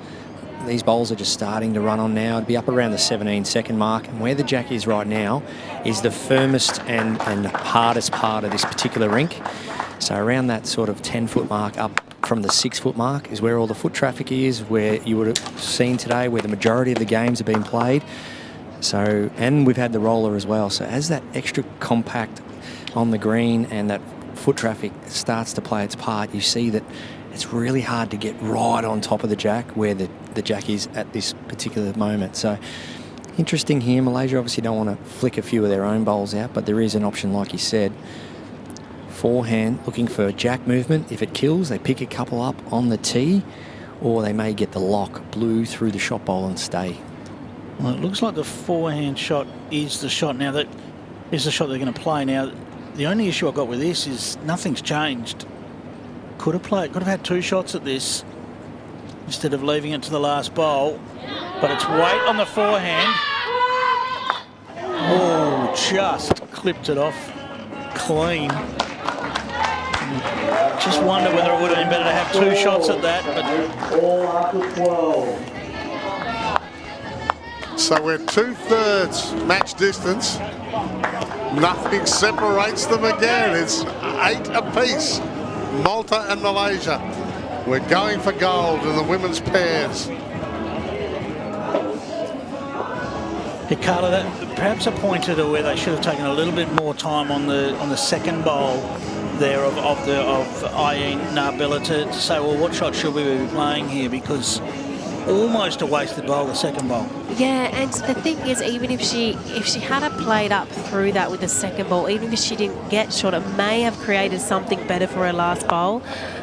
So yeah, I think it would have been probably a bit more beneficial to try and open it up with her second one, so she could have played, you know, something more confidently with her last. But I mean, they're down there and we're up here. So yeah, that's true. That is true. Big crowd spread right across this wonderful Broadbeach complex here, right in the centre of the Gold Coast. We're only, from where we sit, probably 100 metres from the beach, the Golden Sands. Barry is down there. Among the many fans, there's a lot of bowlers as well, Barry. There sure is, Pat. And Bavin Balandra, all the way from Botswana, competed in the men's singles and led in the men's triples. Bavin, first of all, how have you really enjoyed so far the World Championships, and what are you looking forward to most of the next few days? So the tournament was absolutely brilliant. It was a lovely experience coming out here, playing on these greens that are so true and so awesome to play on, a lot faster than what we used to. But it's been a great experience and can't wait to see the finals. This is a great tournament that's been so far. And let's go back over to Botswana. It's a long way away. I'm sure it's going to be a long flight and long trek home come Monday. But what have you got in the way of facilities? How many clubs? And what do you normally bowl on? And give us an insight to that. Sure. So we've got 4 clubs, active clubs at the moment. 2 clubs have got 2 greens on them and 2 clubs have got 1 green on them. All lawn grass bowls outside. And we have about 120, 140 bowlers in the country all in all. And what about this setup here? The TV, the cameras, you know, all the fanfare, all the cheering and so on. Would that be a dream come true for you to get out there and play in this kind of environment? Oh, I get goosebumps thinking about it. Honestly, it's such an experience and it's a lovely sight to see. I mean, we have nowhere close to this sort of setup back home. And it's really nice to see that bowls has taken this level here in Australia. It's really nice to see. Well, Bavin, it's beautiful to meet you.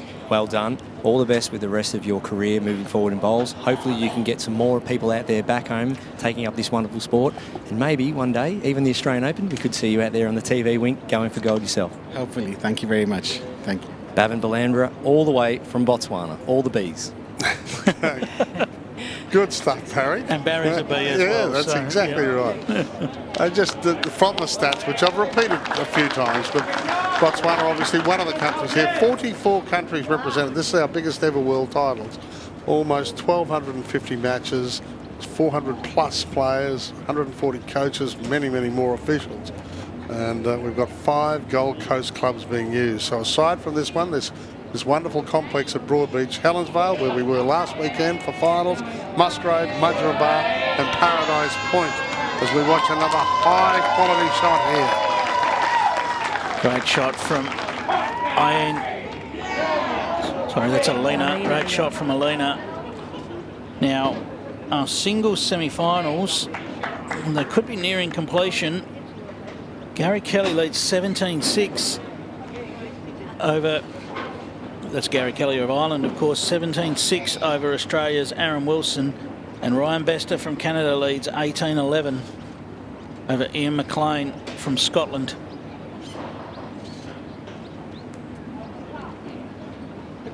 Isn't it great to hear those sorts of stories from Botswana? You know, I guess, Carla, you've had the opportunity to travel to a few different countries and see how other countries do it. We are spoiled here in Australia, there's no doubt about it. Yeah, we are. We're so lucky. We've got bowls greens, you know, every single town in Australia. There are multiple bowls greens in some towns, amazing facilities here. So we really are blessed to have what we have here. But I think it really makes you... when you go to some of the other countries and you see, though, how much they really love the sport, it actually doesn't matter whether you've got a big fancy facility or you've just got a piece of grass out there you can play on. It's all about the game. It's all about being competitive out there. So whatever you've got, you use it and you make the best of it. And I think that's what's great about our sport, is it can be played in so many places. Beautifully said. 8 shots apiece, 6 ends to determine a gold medalist here. It really is a game of 6 ends right now. Team Malaysia, as I've mentioned, acclimatised with friendlies v England and India. That was at Mermaid Beach late last month. So that's how they had their fast education program on the speed of these Australian greens. With Team Malta, Rebecca and Connie Rixon, of course, we know are basically Queenslanders, or based in Queensland, born in Queensland. And they're here through Another great shot from Malaysia here. Look at this. Brilliant shots. Yeah, no, we're starting to get to the pointy end of the game. The heads have really started to tighten up these last couple ends. Some vocal support from the sidelines. Love to see it.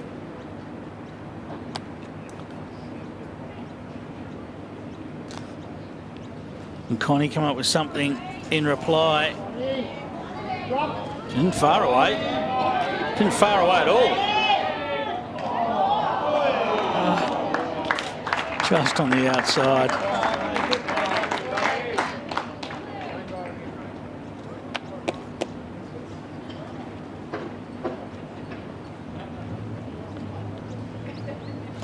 $18 ends to be contested. We're through 12, so we're 2/3 match distance.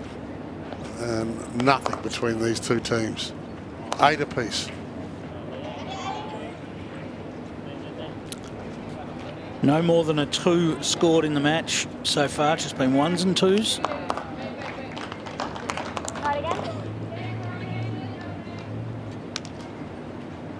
Well, Connie's played the same bowl essentially twice on this end so far. Just slid past. Can she find... No, she's already said she's narrow, I think.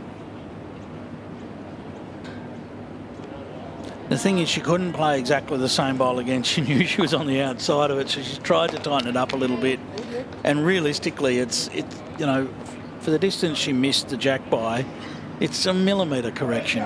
Yeah, and correcting the millimetres, I mean, maybe Alex Marshall can correct a millimetre, but I can't. So I just think play the same bowl, and if I happen to miss a millimetre again, at least I was in the area. It's reassuring for us mere mortals. You've only won 2 world titles and 2 Commonwealth Games gold medals. That's between us. That's between us. We've won those. Pat, come on. I'll happily let you wear one.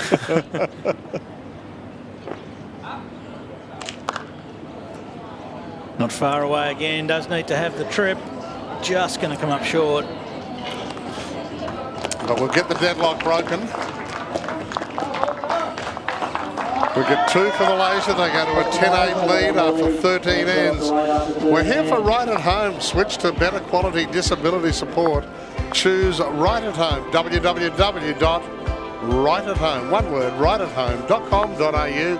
Back to Broadbeach very, very shortly.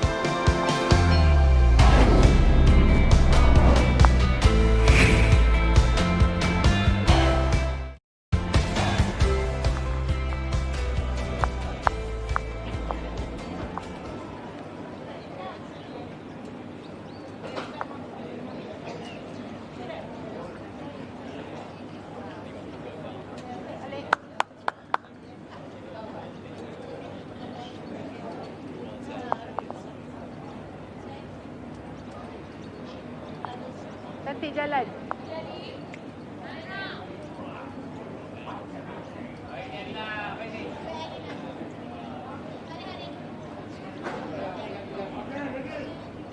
Baik. Cantik.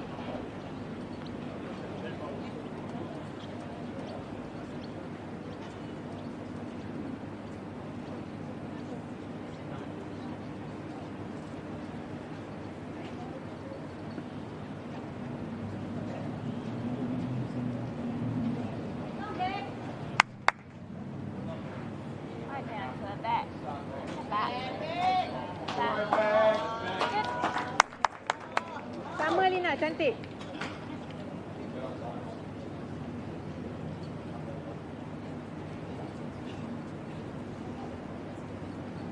Cantik jalan. Cepat lagi baik, Ali.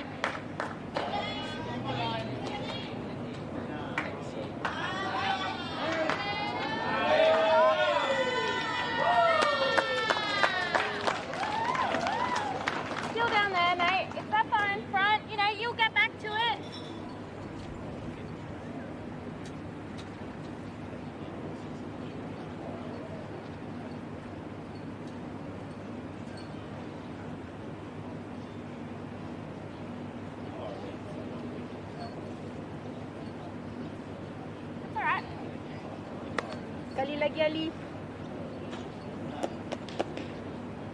Yep.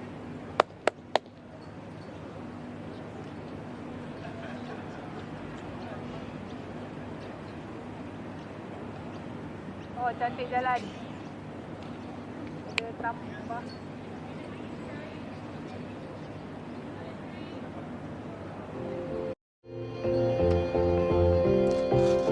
If possible, this day is just getting better on the Gold Coast. There has not been a cloud visible anywhere. Temperature beautiful, slight breeze brushing across Broadbeach Bowls Complex. Good crowd in attendance, both watching the men's singles semi-finals and of course this women's pairs final. And Malaysia right at the moment have a narrow edge. We're in the 14th end, the 14th of 18.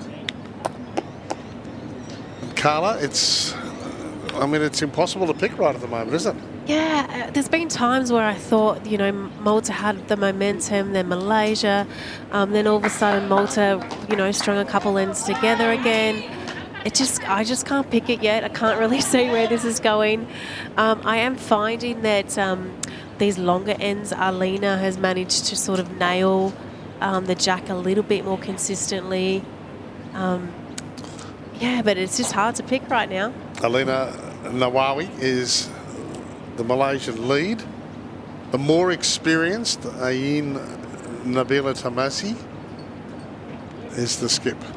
So she bowls last. This is her in action right now.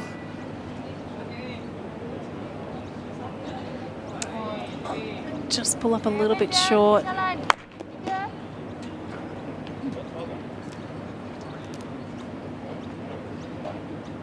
Connie, just try and get a really good second here. Get a good close one.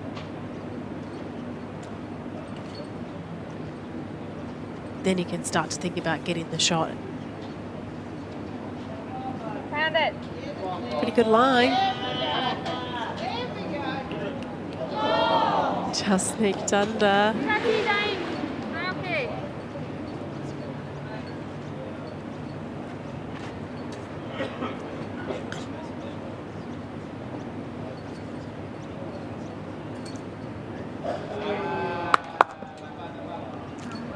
We've definitely got a little bit more pace on these greens as the day's gone on. So Nabilah really, even just adding 2 foot on her last one, gets her in the count.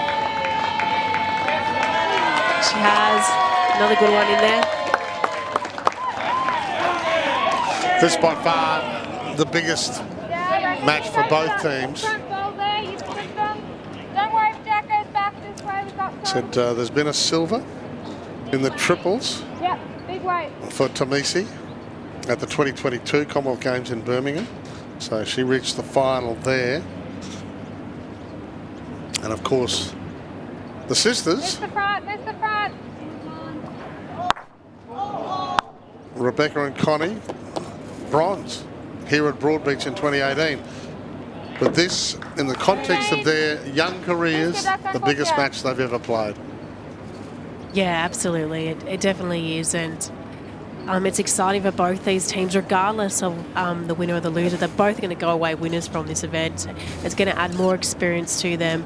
They've got many, many, many more years to come, so we can expect each time they head back to World Championships, this experience is going to add to their confidence, to their experience playing these big stages as well.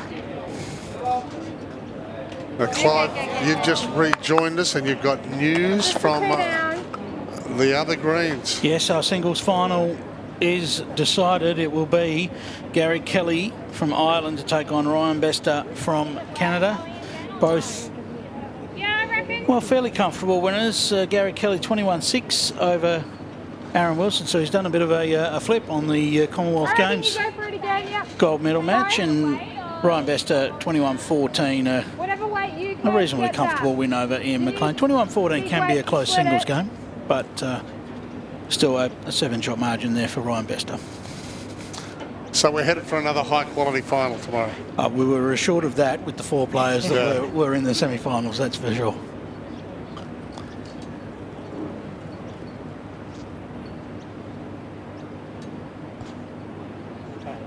So they try and disrupt the head here.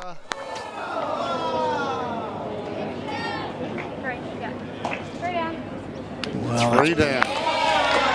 It's the first number we've seen so far. We haven't seen any more than a 2.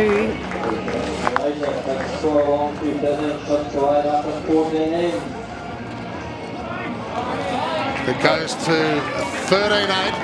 I think we do have some vision of Ryan Bester's match over Ian McLean. certainly do. It was big weight from Ryan Bester. And he went bang and ripped out the closest bowl to secure his place in tomorrow's singles final. Ryan Bester he's certainly known for his aggressive style, and that's exactly what he did there to secure his place. Definitely wasn't going to be short that bowl, that's for sure. So that's going to be an interesting final. Both of those players are known for their aggressive style.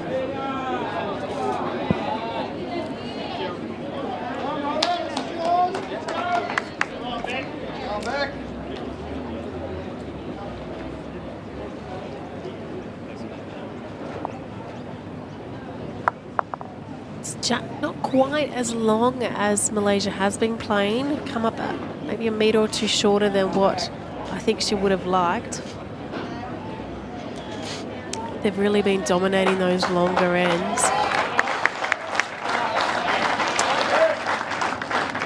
It's interesting, Carla, that men's singles final. It is another final where we see 2 players with very experienced players in Australian conditions make the finals. I don't know whether we can go as far to claim them, but...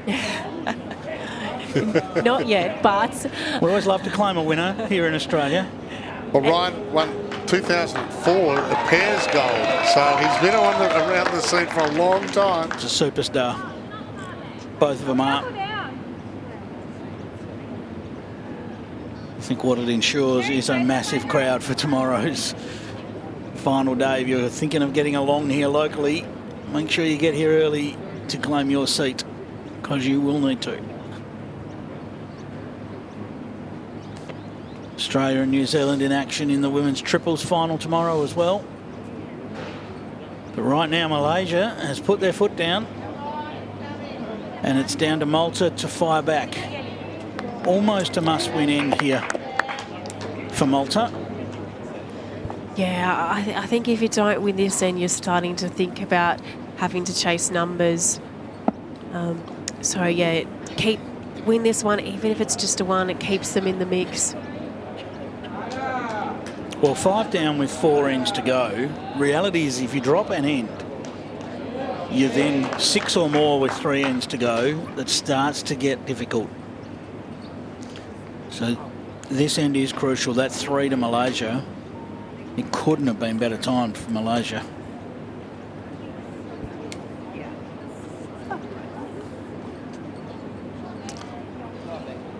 Now you could sense the disappointment in Rebecca's voice, couldn't she, when she said 3? Knew the impact. Yep.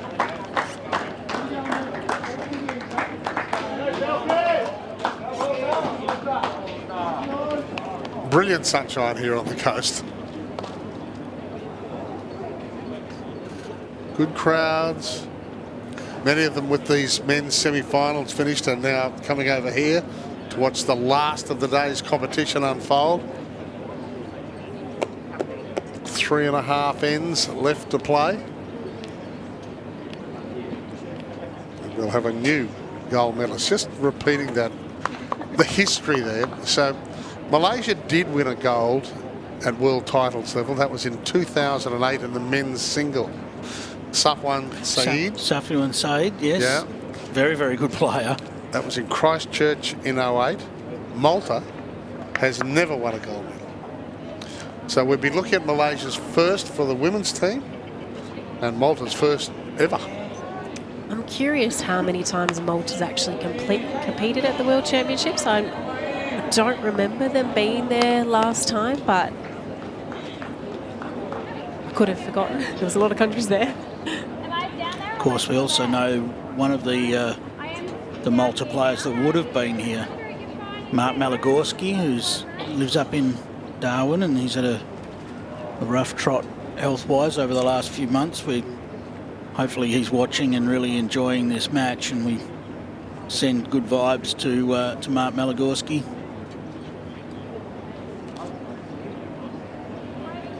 This looking good. Oh. Really great weight then, unfortunately just missing the line.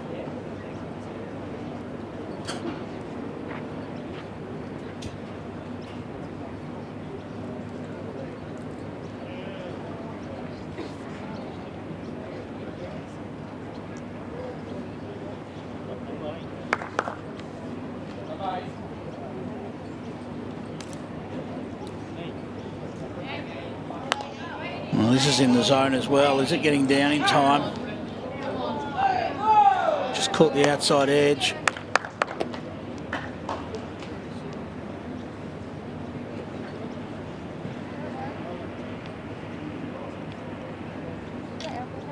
If you sit that ball in front, you get 3. Don't worry about that ball, even if it comes in, it's good. Yeah, good solid call there from Rebecca. Just saying, don't worry about hitting the blue ball because it's only the red that's going up if you do that. Yeah, it gives it that bit of confidence that I can play it with confidence, not worry too much about it. Even if you get it, you get a result. Just missed the line, unfortunately.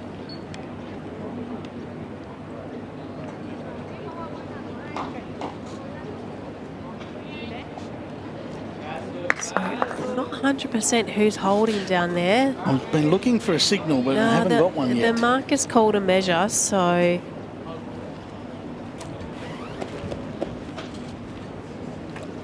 One bowl each left for Connie Rixon and Nabilah Tarmizi. And big bowls they are, Pat.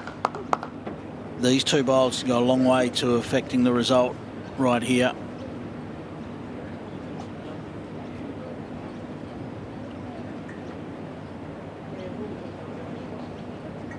Back at draw. Yeah, it's a tricky one for Malaysia because it's not really a nice draw on either hand. Both danger. Ooh, going weight. Oh, sorry, I was wrong. Well, that might tell us who's got shot. Yeah, she's obviously... Or at least who Malaysia think has shot. Yeah. Yes. Yep. I presume she was just looking for the bear jack, or perhaps she was looking for what's the shot bowl. But again, couldn't be wide because didn't want to take her own bowl, and as a result, fight it tight.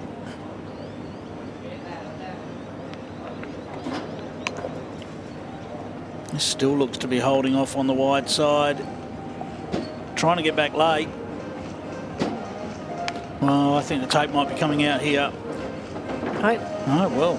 Yeah. Confident it was that one, so it must be measured for the second.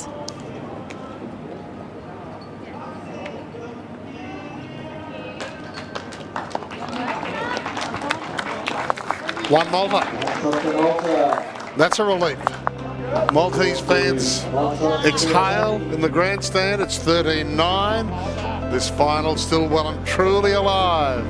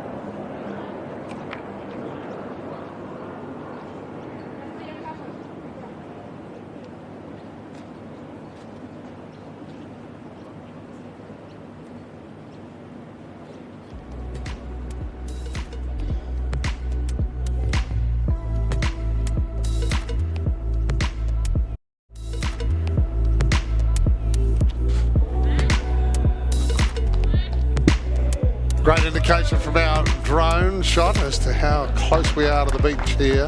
Broadbeach, just south of Surfers Paradise, the tourist mecca. Wonderful spot in its own right. Beautiful restaurants. A lot of sporting facilities like this one, the Broadbeach Bowls Club. A mecca during the Commonwealth Games of 2018. And we're on a specifically constructed green made for TV. And it's wonderful, isn't it? Just adds to the atmosphere. Certainly does. And Malta doesn't want to touch the blue now. Well, that's unfortunate. Malta in a situation really where they need to win all three of these last ends. And one dropped in makes it tricky for them.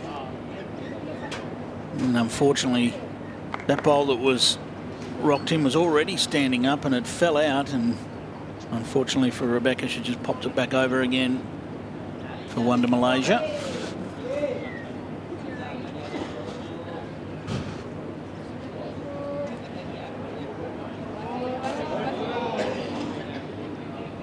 Much shorter end than we've seen of recent times. Yeah, we've generally seen the length probably another metre or two further at least, if not those long ends in this direction.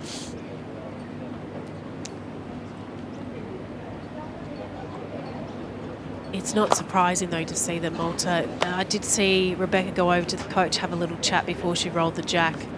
You know, behind in the game, you want to do something different, see if you can create something different, so going that little bit shorter.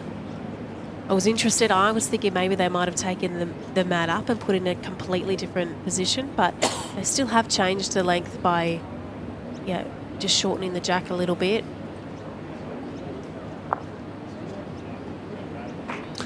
Interesting for the both of you that the coaches are well and truly allowed to be involved heavily in this, aren't they? If the players opt to. Yeah, they are. So the players do need to, essentially the players need to approach the coach. The coach can't come on the green. Yep. So the coach does have to stay alongside the green or up on the bank. Up on the bank behind the rink's not really an option on the TV rink here with the boards there. So just alongside the rink, and I think in technical terms the player is to approach the coach, but yeah, I think that it's probably the odd signal that goes on. It's not something that's really an issue for the sport. So because it became a debate in tennis, didn't it, for a long time? Yeah, and it still does come up in tennis a fair bit, because you do wonder, is the scratch of the year or something, does that mean something?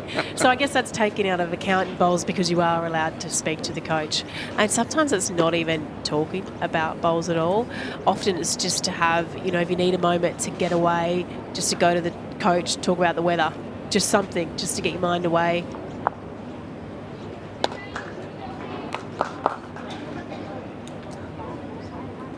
just the body language of the Rixon sisters here. I just think they need some sort of inspiration at the moment, just to fire back up again for these last couple of ends. Yeah, time fast slipping away now.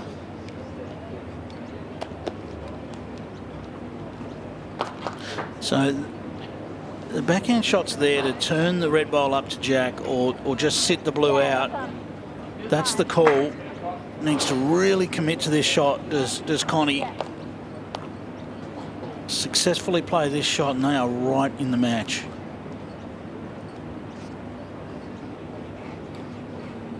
I've seen it hold out on that hand with any sort of weight. And again, just on the outside. So it's 3 misses on the outside. The only issue with that is, trying to get to that blue bowl. The outside result was not the result they were looking for. Just Malaysia will be more than happy with one shot here, but an opportunity to add a second without too much danger in doing so. They put 2 on here. You suspect they may be almost untouchable. Well, it does get tricky. That'll be a run rate of 3 required off the last 2 ends. Anytime that gets above 2, it is very difficult to reel in.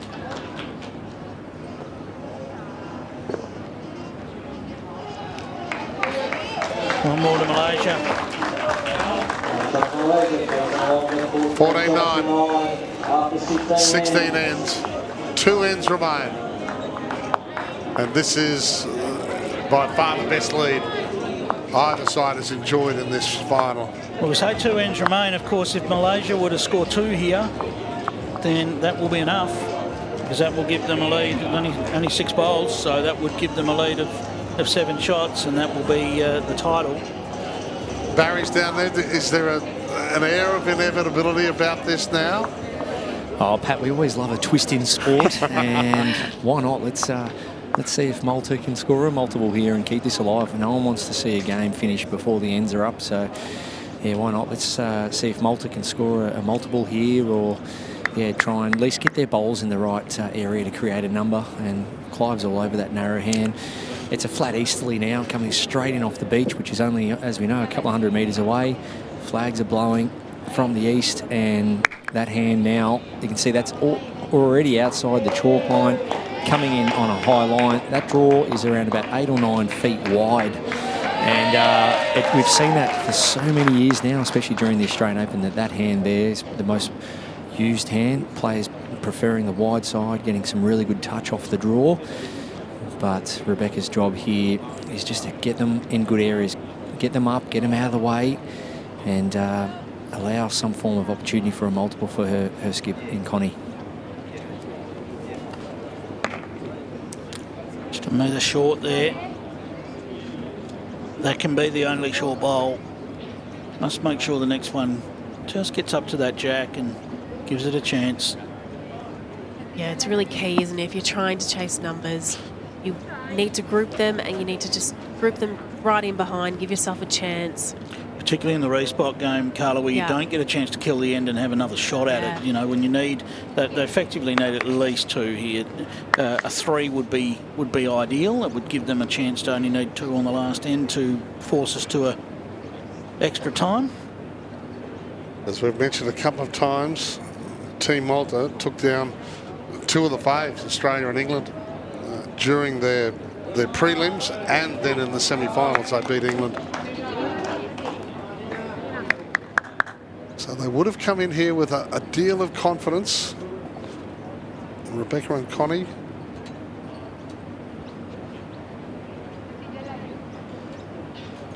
Right now, though, it's the Malaysians with the upper hand.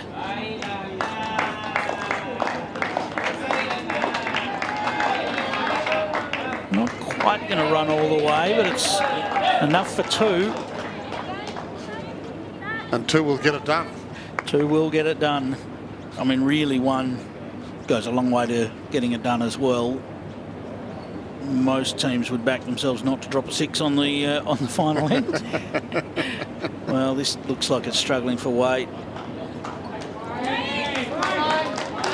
No, shoulders slumped in Team Malta right at the moment. It's going to take some Connie Rixon brilliance.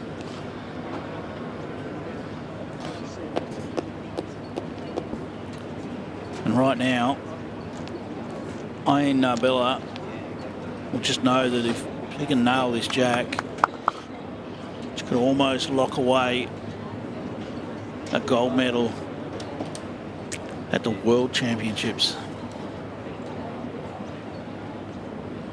25-year-old has bowled beautifully this afternoon. A stuttering start, a slightly nervous start, but they've done everything right since then, haven't they? Yeah, I think we sort of saw it from all 4 players. It took a little while for them to get a good feel of the green. Once the Malaysians got to that length that they preferred, they really sort of got a little bit more group in, a bit tighter heads, and I think that's been the difference in this game, is that eventually, sort of from the halfway mark, they sort of managed to group a bit closer and create a few more opportunities for themselves to win the ends. I also think the key was when it felt like Malta was in control of the match, Malaysia were right there, only one or 2 shots behind.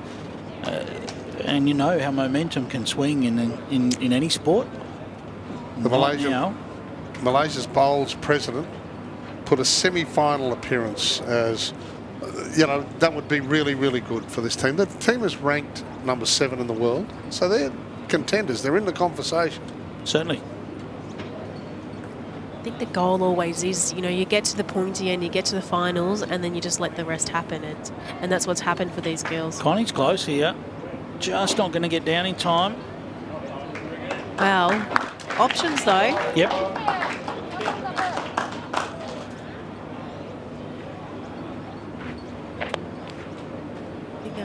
Nabilah needs to obviously be aware that Malta's going to be trying to make a multiple. So most likely we'll be trying to trail that jack. It's really about matching that bowl behind. And this is well played. Nothing wrong with that at all. Team has almost split them right in the middle.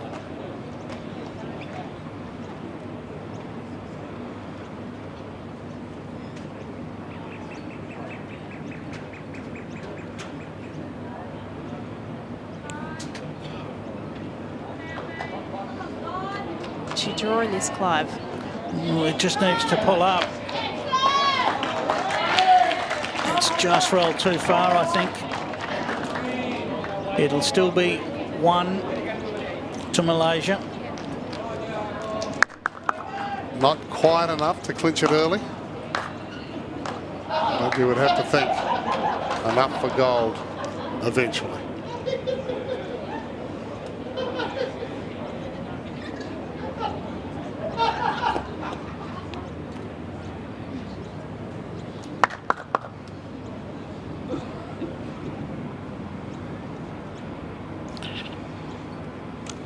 Nabilah with this perfect technique.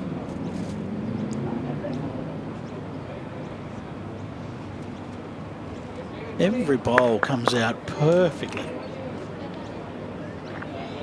Has this one come out perfectly at the other end? The line's good. Jogging after it. The weight's good. What a bowl. Doesn't want jack. Doesn't want jack in the end, but still a fantastic shot. Would have preferred to just land in there for 2. The Malaysian supporters and teammates very happy with that. Is that their version of Aussie? I'm not sure. They were calling out something, so it's obviously their version.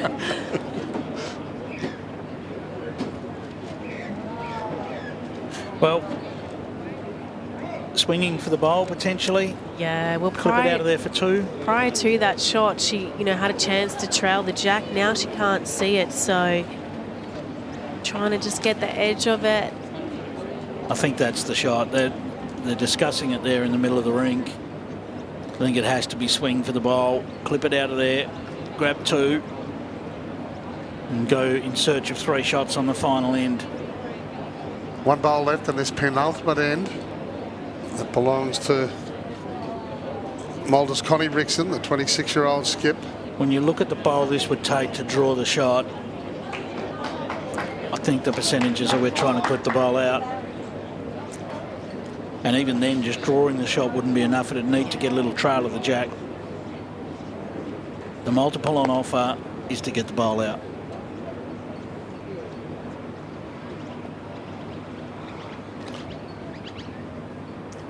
Looks like that's what she's going for. It's a little on the tight side, but still. No, it'll just be 1 to Malaysia. So for Malta, it may be headed down to the bitter end now because it's 15-9. 6 shots. If you win a world title by getting 6 shots and winning on the extra end, you've got a story to tell. This will just be a matter of, and in Malaysia, they're rolling a nice long jack. That's to limit options. Yeah. Don't want to leave any room at the back of the rink for jacks to be moved back and bowls to be sitting there waiting. Yeah, it's probably quite a smart move. It takes away options for the Malta girls to just pile 6 behind and hopefully trail it. That's about the only way you can really try and get a 6. So, yeah, with the jack right back, it makes it quite challenging. I mean, it's challenging anyway, but... Well, if this pulls up, that's an ideal first bowl. Nothing wrong with that at all for Malaysia. Malaysian flag starting to be unfurled either side of this green. All about guarding territory now in terms of the blue bowls. They will just be looking to put them in areas, split them up, and have everything covered. As Rebecca's started. Well, that's a good first bowl from Rebecca as well.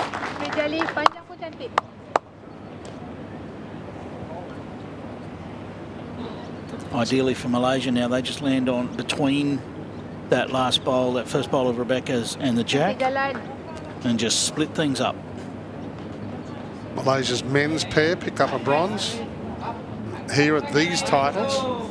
Said it's been 15 years since their gold, the solitary gold. That was in Christchurch in 08. Change it up, mate. Get to it fast.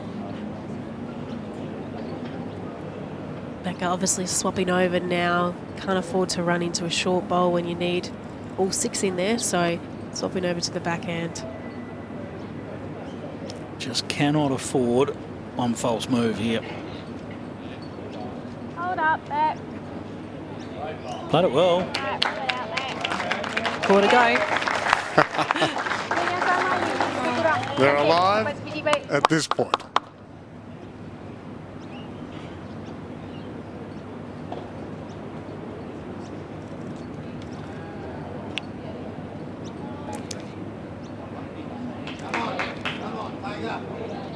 How's the pace here? As the line looks all right.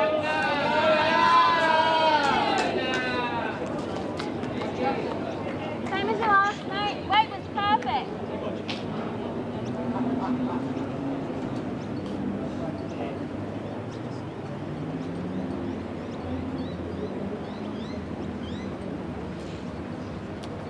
Yeah, it'll come back. And so it looks like Rebecca's urging this one to turn. Run it out, mate. Oh, it'll run it out.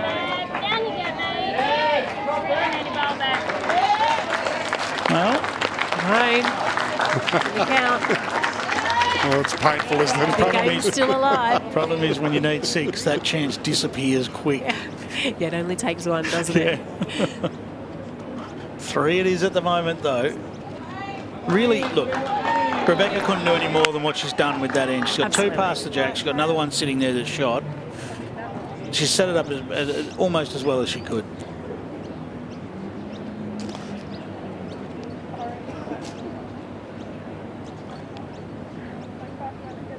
She's been cool and calm in the crisis, and things weren't going their way early.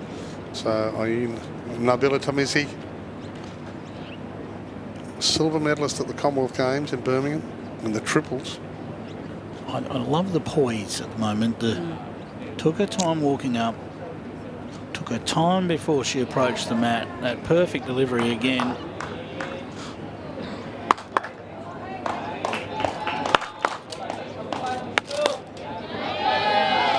This is very good. That is a great shot. And the chance for 6 gets that little bit more difficult. Carlin, Clive's mentioned it. Just to someone not experienced in the sport, to the eye, the delivery of Nabilah looks beautiful. Yeah, I think the thing about it is it's really simple. She doesn't do anything fancy or anything in her delivery. It's just really simple. She's really poised on the mat. Every bowl, regardless of whether it's been a high pressure bowl or whether she's been holding, she takes the same amount of time on the mat. So that real consistency, no matter what has been the situation on the head, I think that's really helps her to play the good shots when she needs them. Connie find a way to the jack here. Can she find a way to the jack? What a shot! Connie Rixon says, hang on a sec. Malta's still here. There's high fives. What a shot. Nabilah is now strolling up very quietly and calmly. They're holding 4. We've had it confirmed. They need 6 to keep this final alive, remember? Perfection. Absolute perfection.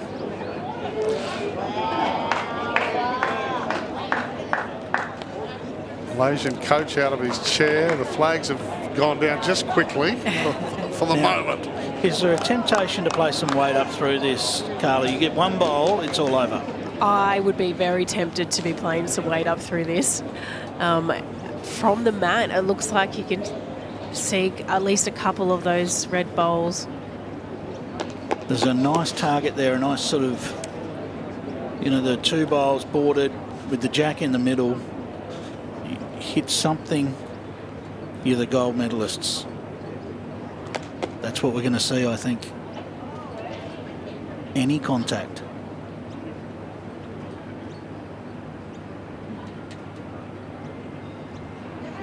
It is weight.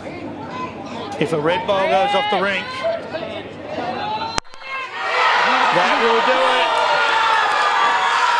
That will do it now.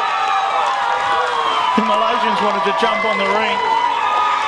They will shake hands, I think. Yep. I think that will be it. There's the concession. We have brand new world champions, and for the first time in Malaysian bowls history, they have women's world champs. Look at the emotion. Aleena Nawawi, Nabilah Tarmizi. Fantastic. Pairs gold medalists here at Broadbeach. Malta did all they could, but in the end, Malaysia had the answers. They won 5 of the last 6 ends, and that's where the match was won, Colour. Yeah, they really peaked as the game got on. They found their rhythm, they found their confidence. Both the players started to really hone in on grouping the bowls, getting them close, playing the shots when they needed, like just that shot then. But all credit to Malta, like they never gave up. They had the holding to 4, there was still a chance right up into that last bowl. Do I get the 2 shots in the end? Do I have to close this? I see Barry's just positioning himself down there to speak to these young ladies, and I mean that. This final belonged to 4 young women, not yet 30. Fantastic display. Which is phenomenal for the sport. And just taking care of the formalities of the scorecard. Yeah, you want to make sure that's make sure that's all done. Make sure that's right. And then I can't wait to hear from these two. What an amazing performance. I love how composed they were through the whole game, and the second they won it, all loose. He's ready to go, is Barry, with, I would imagine, 2 young ladies who are absolutely ecstatic. Oh, the emotion really rides high down here at ringside. I can hear the heart beating. Ladies, how are you feeling right now? So much jumping around of joy and all that. Give us a quick look from what that game meant to you. It's a very amazing performance from both of us, but we can beat Malta more. I'm just very happy because my teammate also, this is our first time World Bowls, and we get what we want. Aleena, all that training and all that preparation going into, we spoke about how much you love coming out to Australia and love playing on these beautiful greens. How important was it to set up your skipper today for a big performance? I want to say thank you to my skip because she helped me a lot in these games. And yeah, we already got what we want, which is the gold medal. So yeah, my feelings right now is I'm speechless. And how are you feeling over that last bowl? That's what dreams are made of. The moment the bowl is in your hand to win a world title, I know it's something that will stick with you forever. How are you feeling when going into that shot? I just feel everything that I wanted is come true. Yeah, that's all. A lot of belief when you were holding that bowl, just knowing that you can do it for your country? Yes, absolutely. Well, congratulations. You are the 2023 World Championship Women's Pairs World Champion. Thank you so much. Thank you. What an amazing game. Well done, Malaysia. 2 wonderful finals today for different reasons. I mean, I know we had a very, very tight men's match. This one became a little more comfortable as it went on. They started to dictate play, didn't they, the Malaysians? They did, and I guess the break came on that 13th and 14th end. They grabbed a 2 and a 3, and that was enough to, what had been a really tight match before that, to just break it open, and then they had the poise to finish it off down the stretch, Carla.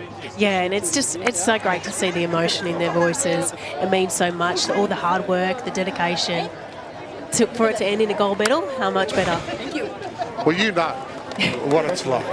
You know, and you know the hard work. It's not just the training, is it? It's us, the sacrifice that your families have to go through for you as well. Yeah, and as well, it's the other things you give up in your life, the weddings you miss out on when you're travelling, the family events you miss out on when you're travelling. There's so much you miss by being in the Australian team and your national team. So, yeah, the players, they give up a lot at home, but there's great reward that comes to it. So, yeah, for it to finish with a goal, to finish with your dreams come true, to get the chance to play a bowl like that, to win it, that's what we do this game for. Yep, these images will be spread right across Malaysia very, very quickly this afternoon. I think so. It's fantastic. We're going to go to a break. We're setting up for the presentation. There's going to be some very, very happy young women out there very shortly.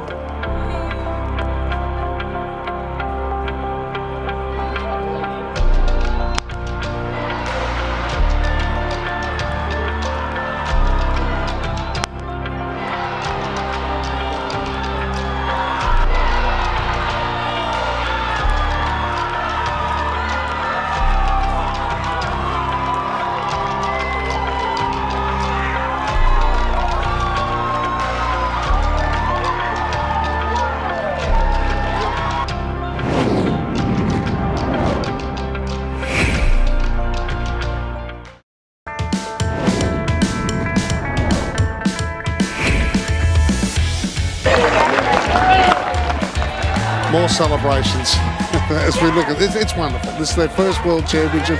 You heard the sheer joy in their voice, Carla. Thank you very much. Their dreams coming true. The celebrations is my favourite part about watching these big events, is just seeing the emotion, how much it means to these players. Drink-wise moment of the match. There were quite a few of them, I would imagine, but I'll leave it to you. You're the expert. Yeah, look, N17, the drink-wise moment of the match, we've got it coming up here. So Malaysia, we've seen, I think the real momentum was when they started to really get balls right in the head. They seemed to really find that longer length end, really set it up for them. So, yeah, this end really, I guess, it solidified it for them. So they then Malta had to chase a 6 in the next end. So we see that awesome shot. Jack was hidden then. It made it really hard for Malta to play a big shot. So that's the moment. To put it in context, as we said, this is their first gold medal for the Malaysian women in the history of the World Championships. And you mentioned as well with Clive that it's really only caught on this century, hasn't it, really, bowls in Malaysia? Yeah, and we've talked to quite a few of the Malaysian players as well, and they've talked about how they've developed as a high-performance country over the last years, and we really see that's coming to fruition now with their girls winning the gold medal. And they've had success in the past, but their first gold medal, women's pairs, it's all up from here. Please welcome back out onto the Broadbeach green the 2023 World Bowls Championships women's bronze medal, silver medal and gold medalists.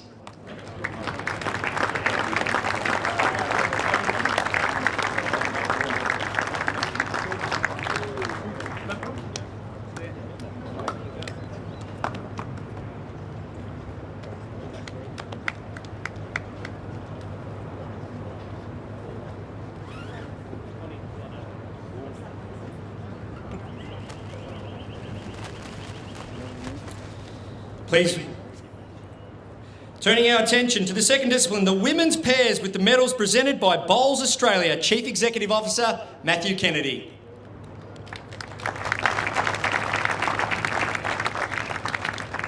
Firstly, to the 2023 World Bowls Championship women's pairs bronze medalists, please congratulate from England, Sophie Tolchard and Amy Farrow.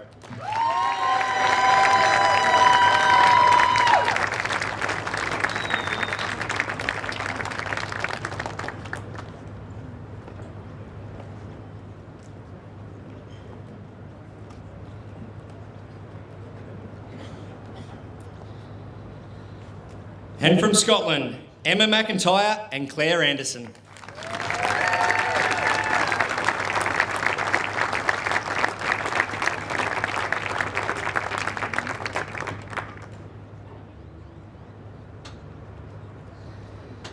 Please put your hands together for the women's pairs silver medalists from Malta, Rebecca Rixon and Connie Rixon.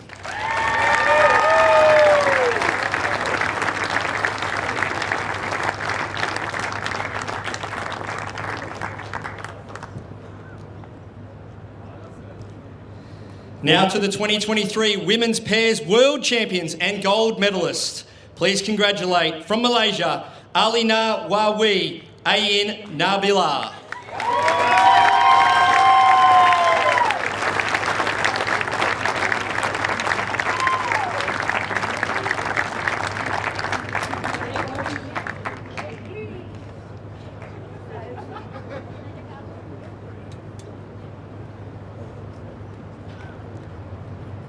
If you're able, please be upstanding for the playing of the national anthem of our gold medal winning women's pairs athletes.